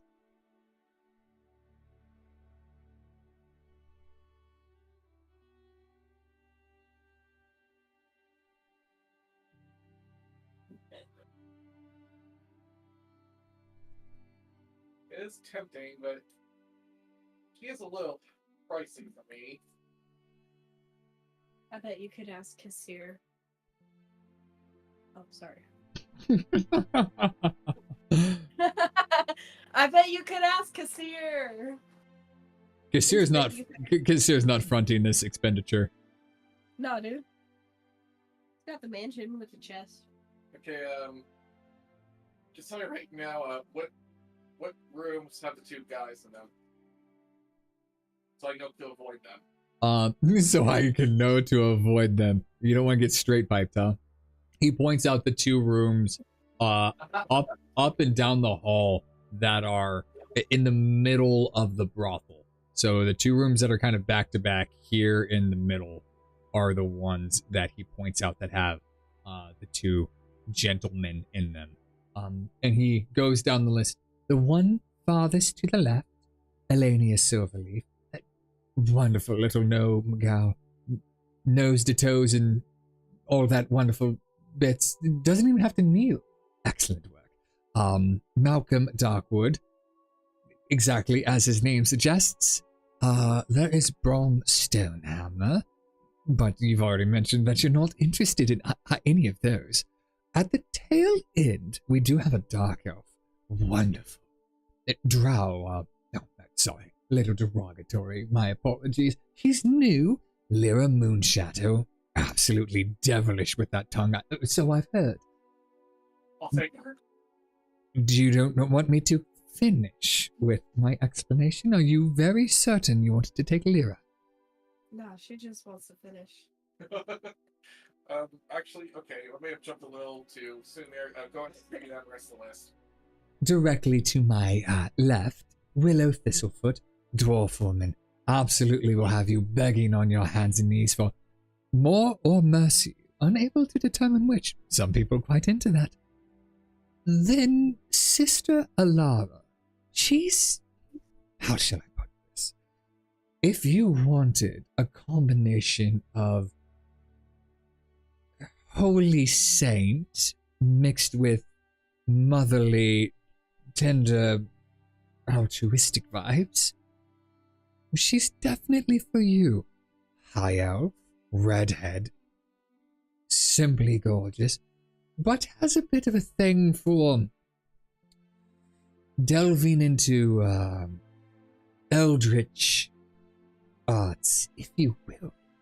What? If you're looking specifically for the two elves, Sister Alara, a cleric, by the way, heals with magical hands, or Lyra Moonshadow would be your best bet. And in our last room, we do have a denizen, a true denizen of the night. I believe she calls herself Lilith. Get to rifle. Lily is there to be a problem. Always. Michael, move the laptop. How dare you? How dare you try to play your character? Pay attention to me, please. But yes. Well, I know it does sound tempting. I'm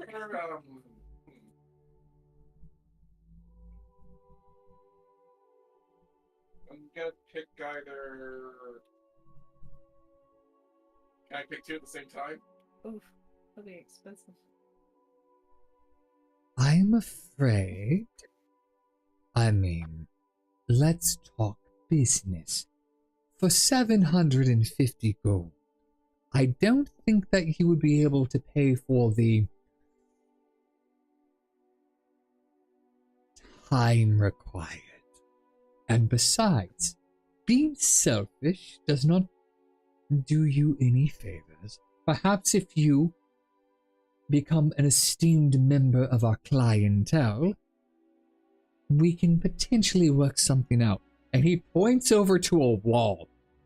And on this wall, it says Employee of the Month. And there's small little plaques. Amelia, go ahead and make a perception check for me. Okay. Perception. This is your punchline. She better roll high enough. Oh, 16. Well, 23 total. 23. Yes, on that wall is about 370 months worth of Kassir, with one notable exception. There's a random dwarf named Smudge in there about 18, 19 months ago that is just sticking out like a fucking sore thumb. But you see Kassir's face, cheeky grin, cocky smile, the entire works, plastered all over like the top patron of the brothel. Okay, I need some clarification question. Is it the same picture of Kassir over all of them? Or do they take a different picture every single month? It's a of different Kassir? picture every time, and somehow progressively he gets like smugger and smugger the entire time. Like every new photo, it's just him. There's one in like the Napoleon pose. There's like a couple with him like pulling the sword out of the stone. Like it's just a whole bunch of like, they've run out of ideas. Eventually what they've started doing is just like magic version of Photoshop changing the color of his clothes because they're running out of content. Kassir does that thing of yearbooks where like 6 of them are all conjoining their hands across. Yep, that's basically it. hold the same object. Yeah, but like, what does the one after Smudge looks like? It is an extremely unpleased Kassir. It is a basically Kassir reset back to factory settings, and then they once again get progressively more smug. But yes, you do see a random dwarf named Smudge about 19 months ago. That is there on the wall. But yes. Did we know Kassir 19 months ago? Can No. we take credit for Kassir losing his... No, you did not know Kassir 19 months ago. However, lore for the people, well, at least lore for Amelia, he can bring, or she can bring that up to Kassir later and ask and learn things and RP and look at all this. Kassir about Smudge. It will. But Kassir, jackass. oh, do you know Master Kassir? Oh, do tell him to stop on by. Lilith has been asking for him rather incessantly. It's a perfect party, yes, and unfortunately. So I will. Oh, he's in your party. No, absolutely. Fortunately, that it's literally a fortune. Well, good for him. He's just not my. He doesn't tickle my fancy. You know what I mean? I'm sure he could if you asked nicely. Ew. Oh, thank you. But anyways, I don't believe that 2 at a time is on the table until you prove that you can at least handle one of them. Which one would you prefer? All right. Well, also kind of. He said this one Lyra Moonshadow's rather new girl.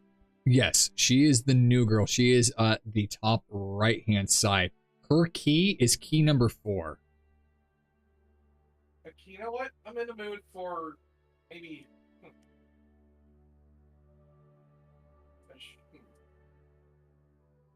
You know what? Why not break in the new girl? Ew. Does Amelia say that out loud? Just wondering. Maybe to herself. Go ahead and make a stealth check for me. So, Yes, make a stealth check because you're whispering this to yourself. 13. Oh shit. Okay. Fuck yeah. Yeah, you totally say it to yourself. No one hears. Chop Chop just gives you a sly smile that will be ready for you to go ahead and pay for. I will let Lyra know that you are on her way. Alright, so just click on him and click buy. Yep, so go ahead and buy it. You only need to click it once, and it should have you buy. Excellent. And then you are going to walk your happy butt cheeks all the way down to the hall, and it's the first one on the left. Alright. Yep, or the one at the end of the hall, I should say, and on the left-hand side. And I will get to that in just a moment. While Amelia is making her way into the room, Ashira and Kaisetria, you find yourself. Hang on, give me 1 second. There it goes. It took it a moment. And I will be back with you in just a second, Amelia. But Ashira and Kaisetria. Ashira, you find yourself basically given not permission to climb the throne. And then Kaisetria, you look around and Avala and Lilith are nowhere to be seen. And you haven't seen you don't even know if Satek's left the fucking boat. He might be halfway to Linden by now. You have no fucking idea. You have no idea where he's at. Umi is standing with you guys, freezing in her armor. Alright, well, before we climb the throne, let's go see if we can get some rooms for the night. I want to know what is up with the throne and why it's here. And whose is it? Before we go piss off some god. But the guard said that there wasn't any rules that I couldn't. Just that I might likely go splat, which tells me that I can. Do you want to go splat? Possibly, but I want to go up to the rover. I want to sit in the big chair. We'll take it in a second. You promise I get to climb the big chair later. If vibes are favorable. Wait, you have a Make the vibes favorable. If it is likely that we are to be smited, absolutely the fuck not. Why would we be smited for climbing the chair? Look at it. That's a big boy chair. Yeah, it's so inviting. It looks so comfy. I could live on the chair. Every chair for you is a big boy chair. That's like the pinnacle of big chairs. Are you going to deny me my big chair dreams? Umi, you hear the two of them arguing over the viability of Ashira getting to climb the largest piece of furniture you have ever seen in your life, made of ice. What do you feel in this moment? Cold, hungry, tired, maybe a little seasick. I don't think the little person could climb up that. Might need a few ice picks. So I say we don't climb the chair. Yeah. If the vibes are favorable and there is absolutely no danger except for falling off of it, then I can tell you can climb up there with Wildshare. If the vibes are unfavorable in that it's like incredibly dangerous and would probably like fuck some shit up, absolutely not. Can I do things to make the vibes more favorable? Probably not. This is a new town. I wonder. She just smirks to herself. Do I feel any tugs upwards from a certain coin, by the way? Go ahead and pull your coin out of your pocket and flip it. Also unrelated, but also related, is Kaisetria sounds like a magic 8-ball. She does. She does sound like a magic Are 8-ball. the vibes favorable? Decidedly no. To be fair, Kaisetri is the kind of person that if you shake her hard enough, she might give you an answer. There's a sister Alara in that fucking brothel that knows the way to tickle them out of her. That's my girl. She, by the way, she was specifically built for Joey. Joey's like, did you put a redhead who was into tentacles in the fucking brothel? And I was like, how did you know? She's also a cleric. You reach into your pocket and you flip out a coin.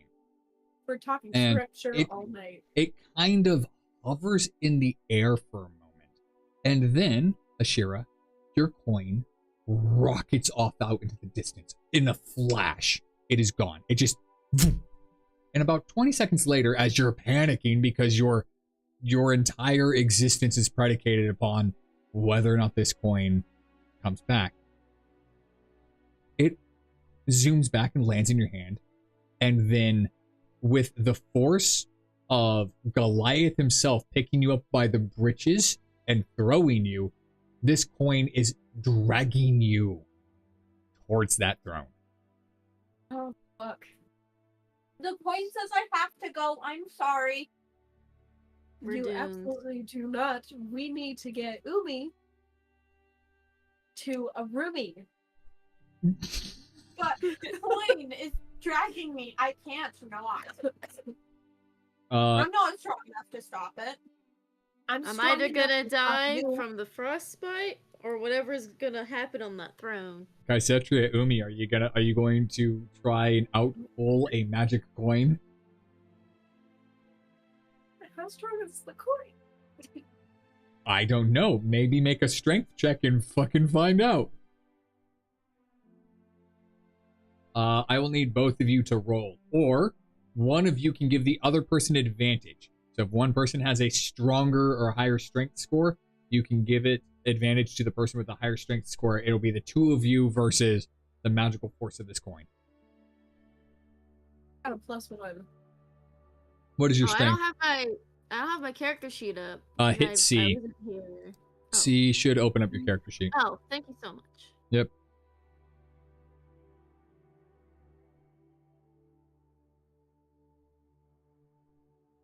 So we're rolling strength? Well, what is your strength score? 20. Oh yeah. So, Kaisertu, do you want to give advantage to Umi? So she's gonna do the pulling, and you're the anchor.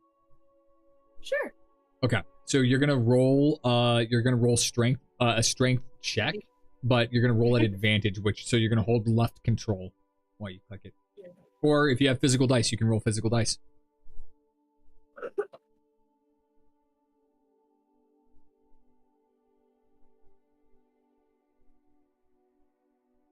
We're all gonna go on a ride by my magic coin. It's fucking bad. I don't know if I did it right. I don't think you did, but go ahead and roll your second one. So just Yeah. click it again. It's the same A thing. little Einstein's theme song, but instead of my favorite rocket ship, it was my favorite magic. I'm not gonna stop for you guys by trying singing it, but Okay, so it says ability check or saving throw. Ability I don't check, know if because you're not making a strength Okay. save. You're making a strength ability. Okay. Okay. So your total is a 22 after advantage. Song, I need you to roll a contested strength check, and your coin gives you a +10. oh fuck. Well, her strength is not great at all, but your coin will give you a +10.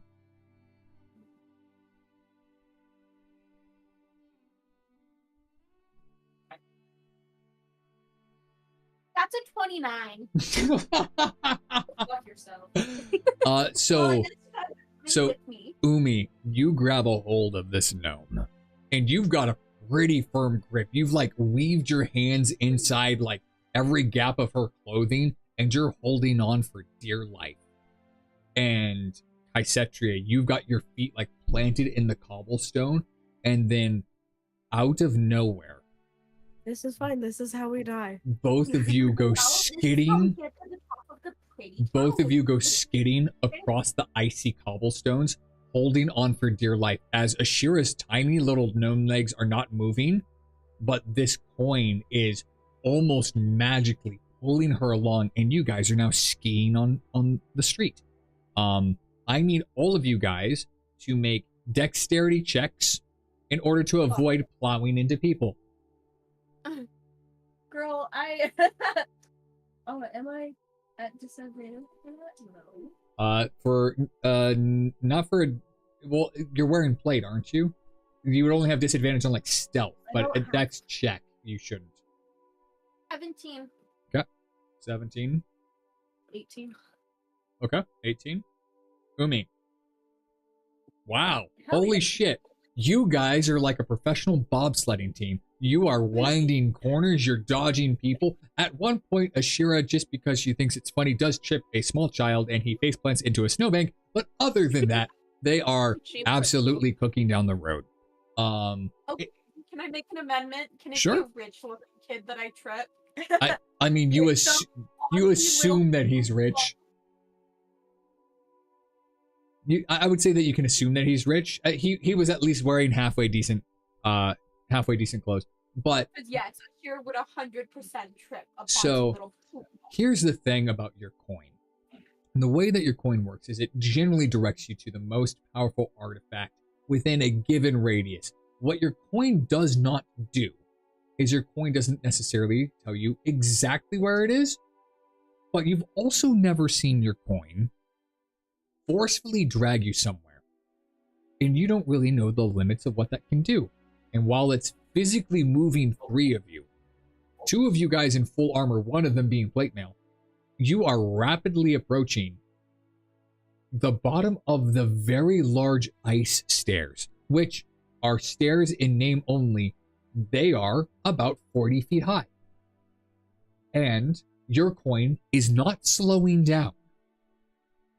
You are still being pulled at the speed of sound towards a barrier of ice. What are the 3 of you doing? I'm sorry, I didn't hear that. Point it up. It won't catch my voice when I go high because I'm Because it's you. Onward and upward. onward and upward. I thought you were gonna say farther up and further in. Old Chronicles of Narnia, book 7. Let's fucking go. But yeah, I mean that works.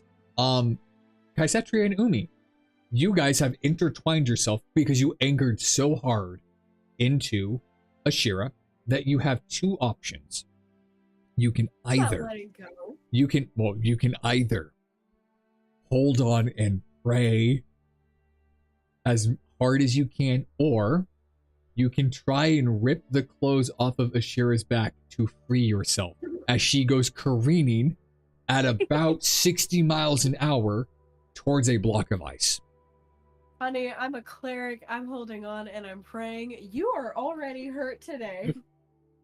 I am also gonna hold on and pray, because at that point, I will probably just die from the fall anyway. Yeah, I mean, that's fair.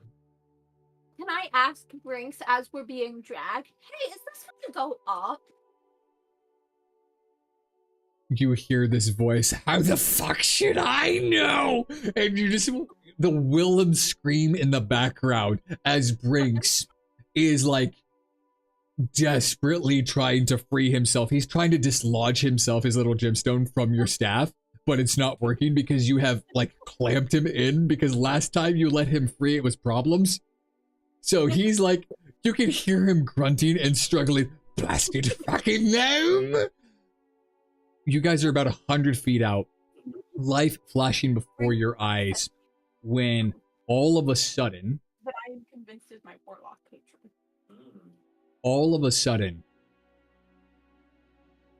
Kaisetria and Umi, I need you to make a intelligence check for me. Ha! Watch this. I've got a -1. That is a natural 20. A nat 20 is a fucking critical success. And Umi, go ahead. Oh, you did already. 13. Between a natural 20 and a 13, you both look at each other. Grab as hard as you can onto Ashira and plant your weapon and your shield into the ground and dig the fuck into the cobblestone. Bits of snow, dust, gravel flying everywhere. And you manage to, with a natural 20, you manage to slow down and you come to a screeching halt as the tip of Ashira's nose, twink, onto the frozen throne at the base of it. Sweet. All right. Well. However, looking behind you, the cobblestone road is got a furrow about 100 feet long, about the width of the two of you wide, and about 3 feet deep. How is it that the spooky bitch goes and helps the orphanage that burnt down, and we create chaos and property damage? It's only property damage if we get caught. We should probably leave. Or climb the tower. Either way. You're so street smart. Grab the gnome and run. Do you stick her under your arm like a loaf of fucking bread and just start sprinting down an alleyway? Yeah, dude. Okay. First things first. I will say that the racket caused by you guys careening down the street, not unlike the screaming of a sentient gemstone at the top of his lungs. By the way, not quietly. Ashira, you've always been under the impression, by the way, that Brinks only talks to you, but he generally only talks when it's you. But both of you hear this voice out of fucking nowhere screaming that he doesn't fucking know what's going on. In response to a question that Ashira asked in her mind. So you just hear this random male voice screaming out loud from like Ashira's pocket or some shit. Like he's attached to her staff, but basically you don't know if it came from her pocket.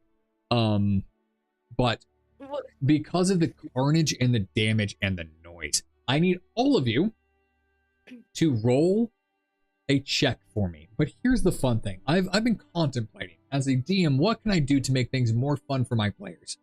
I am going to let you pick the stat you want to roll for.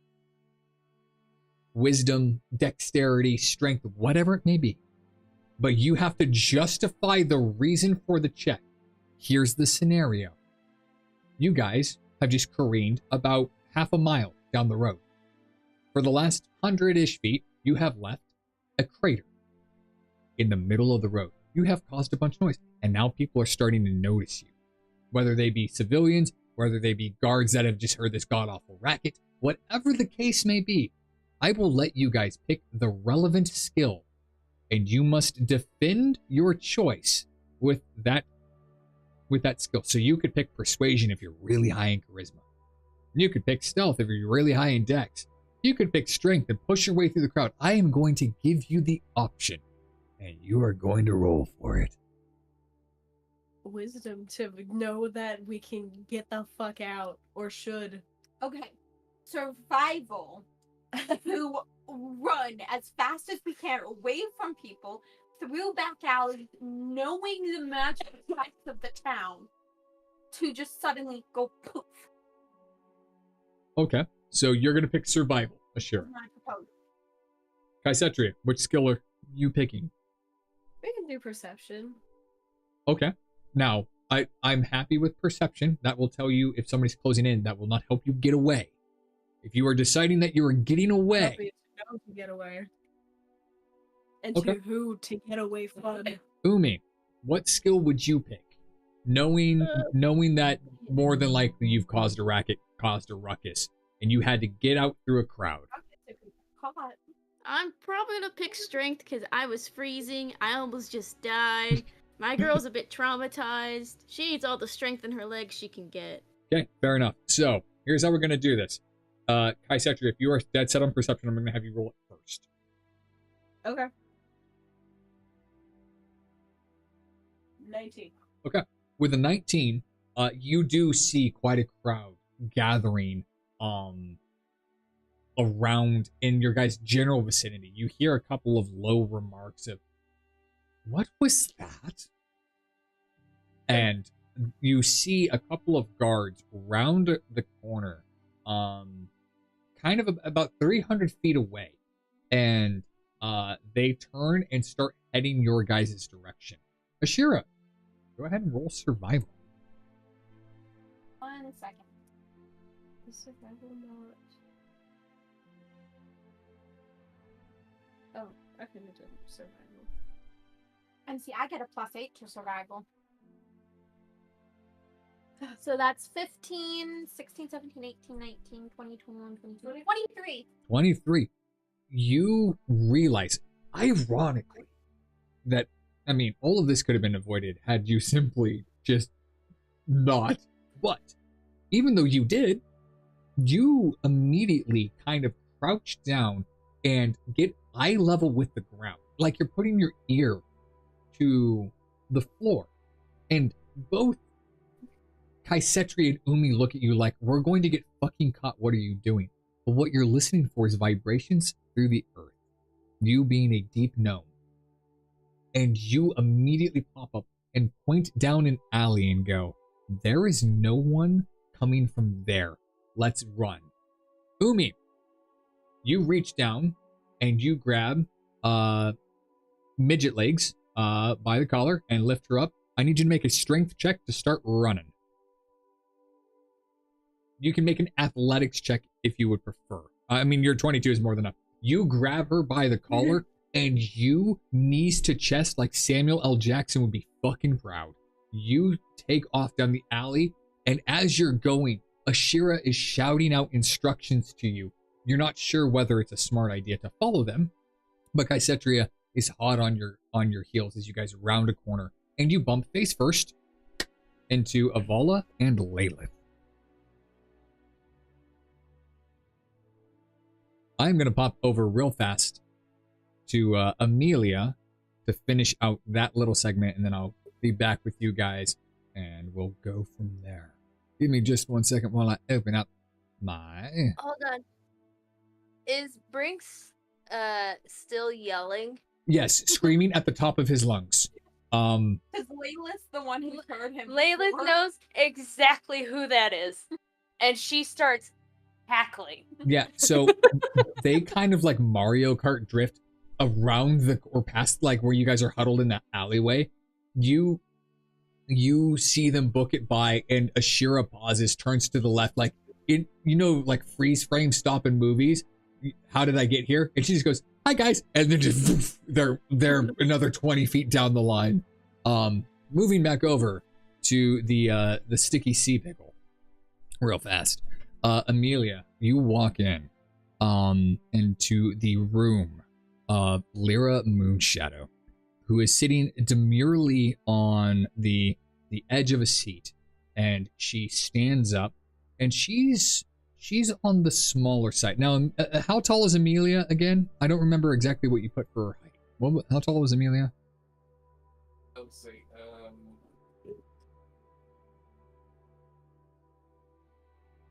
Here it is. You are 5'6". Mm-hmm. So, I would say that Lyra is maybe a little bit shorter than you by about 2-ish inches. But she invites you in coyly and gestures to a small little, like, I'm going to use the word cubby, but basically like a storage for your gear.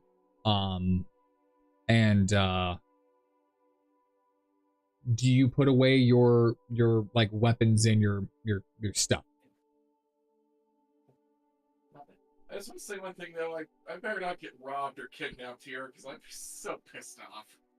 She looks you up and down and goes, that is not what we do here.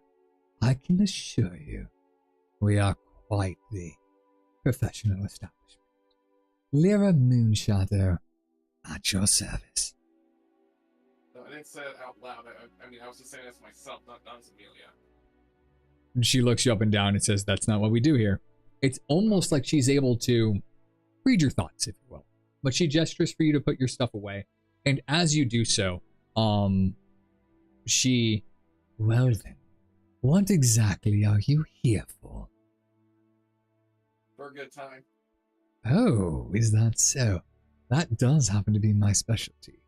And she gestures over to the bed. Do you remove your clothes beforehand, or do you have her do it?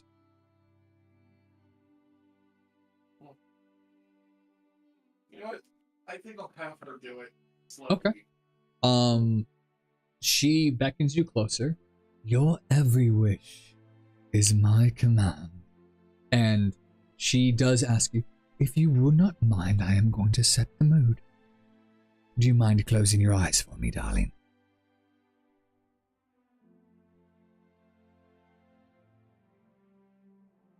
Sure, why not? Amelia, you close your eyes and you can feel the rough edges of your like tunic being lifted over your head, and these soft but surprisingly strong hands kind of guiding you. You go to open your eyes briefly, but you feel a dainty finger at the edge of your lips. She needs to lay off the smokes. Michael, I can't do a fucking female voice, so sultry is what you get. That's what you fucking get. Take it or leave it. But you go to open your eyes and you feel this dainty little finger at your lips, and she goes, nah. Just one moment, darling. And she guides you over to the bed, and you hear a distinct click. You're getting kidnapped. Oh, God damn it. Or murdered. You open your eyes to see the most beautiful sight you have ever seen. However, that sight is tempered by the fact that you are manacled to the bed. I'm so grateful that you chose the path of the barbarian tonight. I am going to do everything I can to make you happy. And she sultrily walks over to you. I promise, you will be back for more. The one that you picked, Michael, out of all the options, was the barbarian. And when you said, I'm going to break in the new one, I was like, oh my God. So, congratulations. She makes you... You're at the bottom. You are the bottom. And she breaks you over and over and over. But at the end, after the most strenuous exercise of your life, she pulls you close and kisses your forehead and says, you are welcome back in my embrace anytime. Michael, go ahead and click on Lyra Moonshadow for me. There is an item in her inventory that is for free. Because you have paid for her services, you have gained something. Give me one second. Blessing of the Barbarian. Don't use it yet, but I'm going to go ahead and read out what that blessing is real fast. Just for those who are unaware. 1 second. Features. Give me one moment. It should show up in here somewhere. Where are you? Yes. Hang on, I'm just gonna move everybody over into there so I can access the brothel. 1 second. There we go. And yes, Blessing of the Barbarian. What this does, a representation of a lover's comfort. Boom. The Blessing of the Barbarian gives you a +4 to your AC for 2 hours. This item must be equipped to gain its benefits, and the timer starts when equipped. If you unequip the item, you lose it permanently. This item will unequip itself after 2 hours, or if the session ends. Use it wisely. It is a 2 hour +4 to your armor class. So if we are in the middle of a fight, you can activate this for free for 2 hours. At the end of the session, you will lose it, or after 2 hours have passed, it will automatically unequip itself and remove itself from your inventory. But for choosing the Barbarian's Comfort, you have basically given yourself +4 to your AC in a great moment of need. Okay, well, I didn't get kidnapped, thank God, and Michael, what I was expecting. I do need you to make either a Constitution saving throw or a Dexterity saving throw to try and walk out that door. Oh, God. You're floppy and soppy. 25. it takes every muscle fiber in your legs, but you do manage to stand up. And as you are leaving, you just hear this low, sultry voice. I do hope to see you again. And go ahead and give me 1 second. You are welcome to go ahead and leave. And how you are going to leave this location is you're going to go all the way to where Chop Chop is. And then down at the bottom left, you're going to just click that exit. And right down over here, perfect. You're going to click this area, and you're going to choose Khavenchosk. Yep. Yep, you want to leave the brothel, and you're going to end up picking Khavenchosk. Not Dane Hill, no. Yep, not Dane Hill.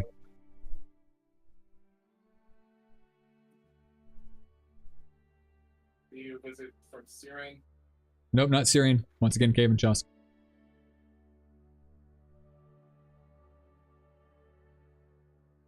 Do you use the brothel? Yes, I use Yes. the brothel. Yes, you use the brothel. This removes the key. Visit from Dane Hill? No. No. You visit from Linden? No. You visit from Syrian? No. Khavenchosk. I don't think you ever set up the Khavenchosk link. Oh, I definitely should have been. That's fine. What I'll just do is I'll just go ahead and move this. I will just move us all back over to... Hang on real fast. I'm just checking it out. I apparently did not. That's fine.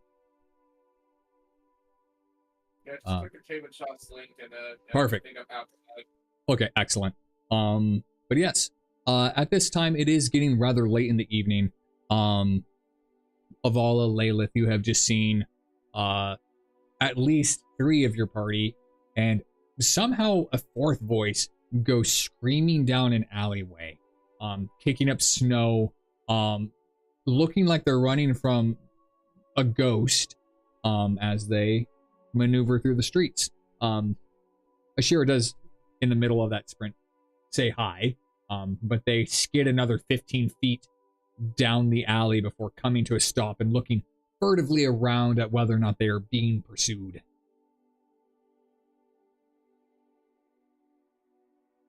Layla's laughing because she knows exactly who that 4th screaming voice is. Help.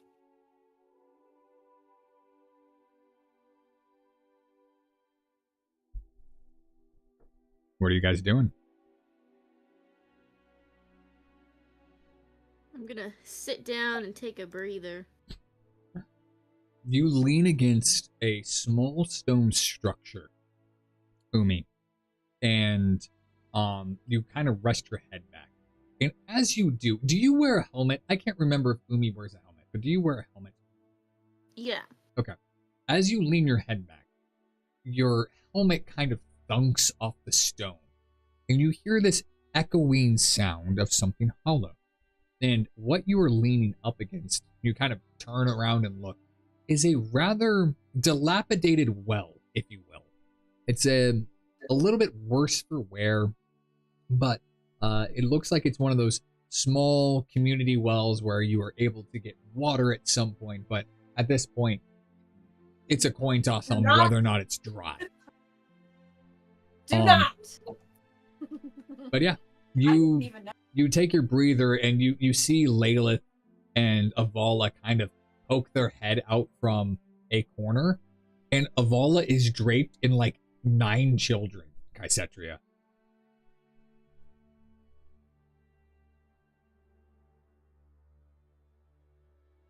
I believe you guys are muted. Aww.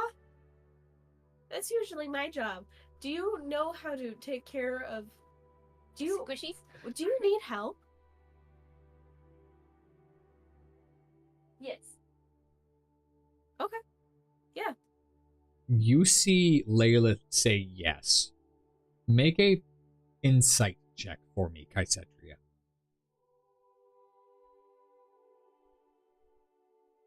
$29.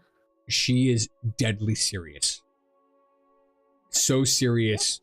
You have never seen her more serious. more serious than safe passage across the fucking sea, more serious than the recovering of the sea and the sunlight, which directly dealt with her god, and you know that it dealt with her god. This is like, there is no negotiation, and you've never really taken Lilith as the philanthropic type. She's pretty okay going full-blown murder hobo whenever is the situation calls for it, and doesn't really have what you would consider a compassionate bone in her body. She's generally fairly straightforward, and street rats don't exactly get... What's the proper way to describe it? Street rats don't exactly get the time of day from her, if you will. And you see her say yes. And it is not really a request. It is almost an expectation. I'm not going to call it an order, but it is an expectation. All right. So I put my adoptive mom face on. Get some rubber gloves. Start handing out vaccines. Yeah, honestly. I approach Avala. You poor thing.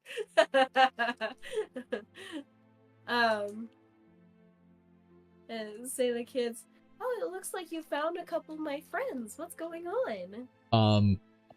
They look up at you wide-eyed, cheeks chipmunked out with just an entire stack of ration papers around them.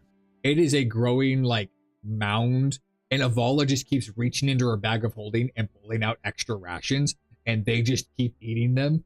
Eventually, there's a little pile of, like, paper next to the smallest of one of the children, and it's about as tall as he is. He can't be more than 2 years old. He's nonverbal, holding on to an equally small child like him of their very tattered clothes. And the first thing that you notice, Kaisetria, being a cleric, is the, if not early onset of frostbite, the already frostbitten fingers and toes that are present in front of you. What stage? Go ahead and make a medicine check for me. Like dead and gone? 16. I would say that the majority of them are fairly early. If treated immediately with proper long-term medical care, they could probably be saved. There is one child who is going to lose 2 fingers on his left hand, and there's nothing. I mean, you can like regenerate or whatever spells allow you to regrow portions of limbs should you know it, but without magical intervention, he will lose 2 fingers. They are basically dead and gone, and he is at risk of losing his hand. It's kind of curled up. It looks like those fingers have been broken at some point, and due to the broken nature of those fingers, did not receive any proper blood flow, and they've withered. So, and he can't be more than 4 or 5 years old. He is a young child. They are all below the age of 7. Do you kids have a fire?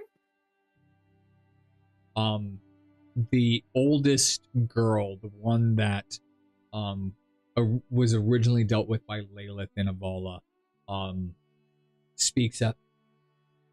The kind metal lady, and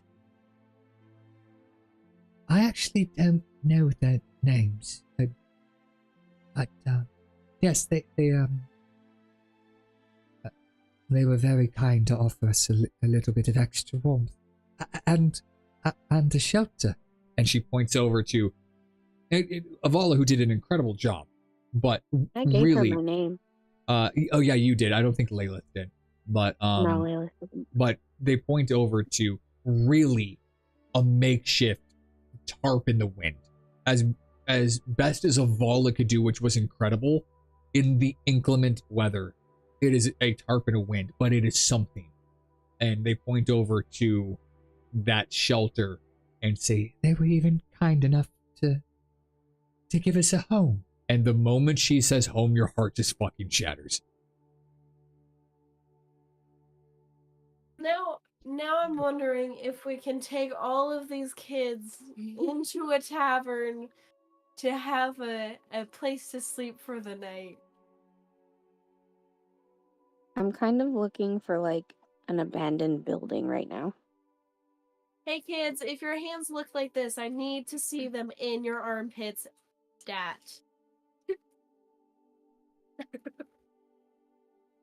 About this time, Kassir wanders up. Ah, you won't even believe who I just saw come stumbling out of that brothel like she got a ruler stuck up her ass cheeks. And he's dragging Amelia behind him. Look at our girl. She's a woman now. I'm surprised you went for the drow. How was she? Did she bend you over the desk backwards? Oh. He looks down and there's like 9 small children. Hey, Kassir, can you fucking not? Excuse me. Excuse my language. I was gonna say, fucking is something I already did, and so did Amelia, and he claps you on the back. I'm so proud of you. To be She's fair, so I proud thought of the you. warlock was gonna be the first one. But apparently... You know, Avala, I bet with some modifications you'd be extraordinarily popular. Don't. One thing at a time. Since when did we gain 9 more Ashiras? And he like looks down and Are you sure that these aren't all yours? very positive. He points out one of the children, like I've mentioned before, wouldn't be caught dead fucking a gnome. It wasn't what I expected, but I'll admit it was the best time I had in a long time. You can talk about it, not here. There are 10 children. 11. Oh, fucking Christ. I don't kiss and tell, but that's all I'll say. Girl, you paid for it. You're not going to kiss and tell. I am paid to tell stories. Let me tell you what, I didn't know that her voice could hit octaves like that. Hey, Because she's a good seer. if you're not being helpful, you can go help yourself somewhere else. I mean, Well, seriously, dude, there are children here. Seriously, my good man, there are children. We can hear it in the tavern, okay? Layla is you're helping not- with the shelter, and she just turns and says, "Enough." you're Help. not telling me that you're going to bring them to the tavern. Oh, Are It's an idea. That is not, We need a building for these kids to be warm. if you ask me nicely, I could possibly help. Oh, fuck. That would actually go a long way to helping your case. What time and where? Vala turns around. I do not want them in the tower. They might catch something. Yeah, I do not want them in your fucking mansion. That is not a place for children. What do you take me for? You do realize. I'm joking. That being said, though, tavern basically off limits, and for a brief moment, Kassir is actually quite serious. Khavenchosk is not the warmest of environments, particularly to those less fortunate, regardless of the origin stories of the orphan girl on the pyre becoming Centris and all of that. Is the cathedral Centris's? It is, yes. Lady of the Maid, in fact.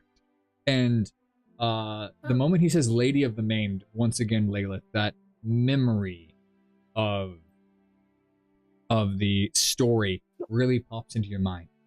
However, I can almost guarantee you that even for all of their duties, they are quite swamped.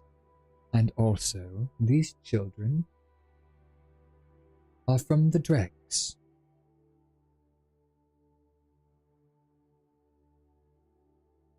If you take What's the them spell? to the tavern, our stay in Khavenchosk will be quite short. Life is cruel, and justified or not, the reality is that Khavenchosk has always approached. Give me a moment. I'm going through dialogue. I do see you. Being very assured, she is immediately sticking her hand up Hmm. like Hey. a child. Khavenchosk, for better or for worse, for right or for wrong, is a city of stone and blood. And that is the reality. Those who are weak do not survive the harshest environments. Fair or unfair? Yes, 11th child of the group. You stepped from the dregs. Isn't that what you get when you do the things that you do inside the buildings where you do your things? Kassir just laughs. Oh, you sweet summer child, how are you so fucking dumb? But my point stands. My mansion has hundreds of rooms, more floors than you have ever been to, and a full-on staff. I would expect contribution. Perhaps they have magical talent that can be honed. Perhaps some of them would be able to assist with small potion making. I'm not saying that they're going to be turned into a child labor factory, but I am saying that in exchange for food and bedding and a place to stay, at least until the orphanage is back up and running, that as a temporary measure, we can give them a shearer's room. Oh. I'm okay with that. I'm used to sleeping with a lot of people surrounding me, so I'm okay. Oh.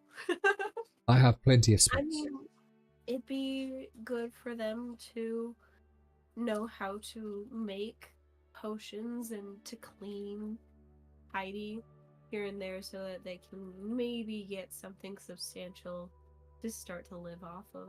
As Kassir is saying this, Avala, when your heart was turning purple before, make another Arcana check for me, but not for yourself. You're gonna make it for that first little girl that you encounter. She's evil. Something not sitting right with me with her. Yeah. Oh. Uh-oh. Well, no, she's not evil. Well, I She mean, evil, you don't know evil. that.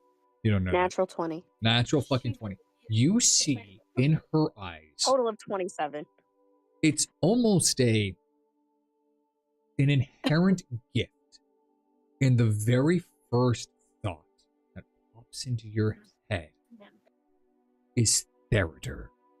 The same spark, that same incessant desire for magical knowledge is flickering. It is the smallest flame in a gale-forced wind, but it is holding on. And when Kassir says they could learn potentially magic, they could potentially learn potion craft, they could maybe learn how to support themselves for the very first moment, other than when they were eating and gaining a little bit of warmth. You see that candle of her soul rage into a bonfire, and you are able to feel this undercurrent of genius. I kind of like immediately go to her once I realize this, and I use my like tinkering ability. Okay. Let's see, what's it called? Features and traits. I thought you said peaches instead of features. I'm like, peaches and traits, huh? No. Sweet. Yeah, my infusions. Okay. So I don't have 0-1 active right now. That is correct. So I have an available infusion. Yep. I'm gonna use that infusion, and in front of her, I'm going to craft an alchemy jar. Okay. And then I'm immediately going to take it apart after I infuse it and show her how to do that. Okay. And I give her the pieces. With And I just wait, watching. she confused initially, but she watches you create this item, and the more your inherent magical ability starts assembling these pieces in front of her and really creating something out of nothing, the more that spark in her eyes starts to glow. And when you take it apart and hand it to her, she kind of looks down at the pieces in her hands. How long does it take you to put your magical infusion together? How long in terms of time? It doesn't really state the time that it takes. Okay. Here's what we'll So do. I guess I will leave that to your discretion. Well, I'm gonna just make it fun. We're gonna have you roll a d6. And for every dot on 1 through 6 is 10 minutes. So if you roll a 1, this is like an advantage. If you roll a 1, you can do it in 10 minutes. That sort of idea. 2. Okay. So it takes you about 20 minutes. You hand her the pieces. She does it in about 3 minutes. She reassembles it back together. And then in about 30 seconds takes it apart. And then puts it back together in about 15 seconds. And she's getting substantially faster. And then she looks down. This is a really fun puzzle. But what's it do?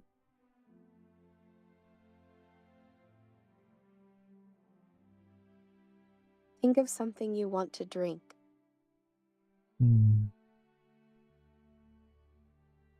She thinks really, really, really hard. And in the bottom, as this energy kind of swells through this girl, in this small little alchemy jar, a liquid starts to form and raise. And Avala, when you look down at it, you would normally expect tea or something warm, but instead what you see is water. And she hands the jar to the smallest of children first. And one by one, they each drink their fill. And when it gets back to her, it is completely full. And she walks over and takes a small sip and pours the jar in the well that Umi is leaning against. I need everybody to make an Arcana check for me.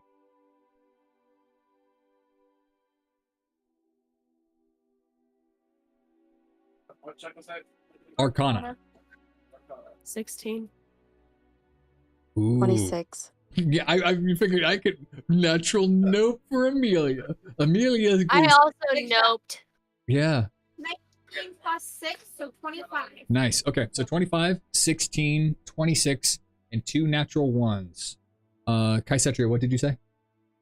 16. Oh, 16. Okay. So you and Umi.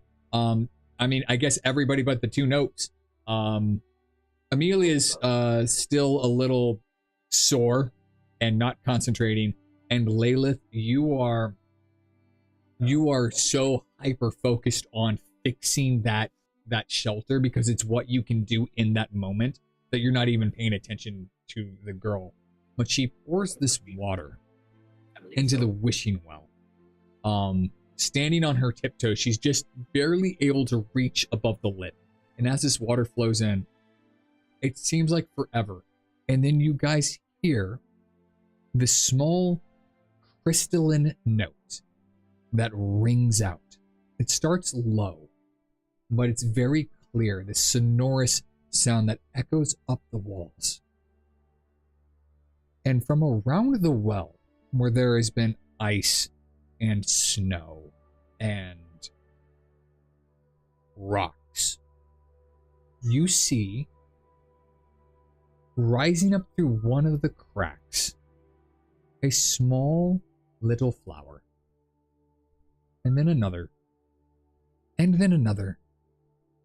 Until all around the well, maybe about 2 feet out from the base of it, is just wildflowers growing through the snow.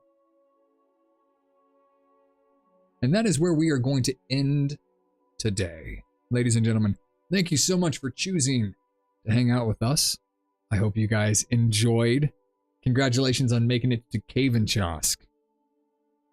Where we pick up next time, hopefully you guys manage to actually make it to the inn. But I actually really enjoyed today's session. You guys rolling physical dice is fucking funny. But congratulations to everybody. And thanks, chat, for choosing to hang out with us. I will be live in about 2-ish weeks. The next 2 weeks are Ginny's campaign. We will be playing our Idol campaign. I mean, that doesn't go live on Twitch. But yeah, I will see you guys in about 2 weeks' time. Thanks so much for hanging out with us, and we will see you guys next time. Peace.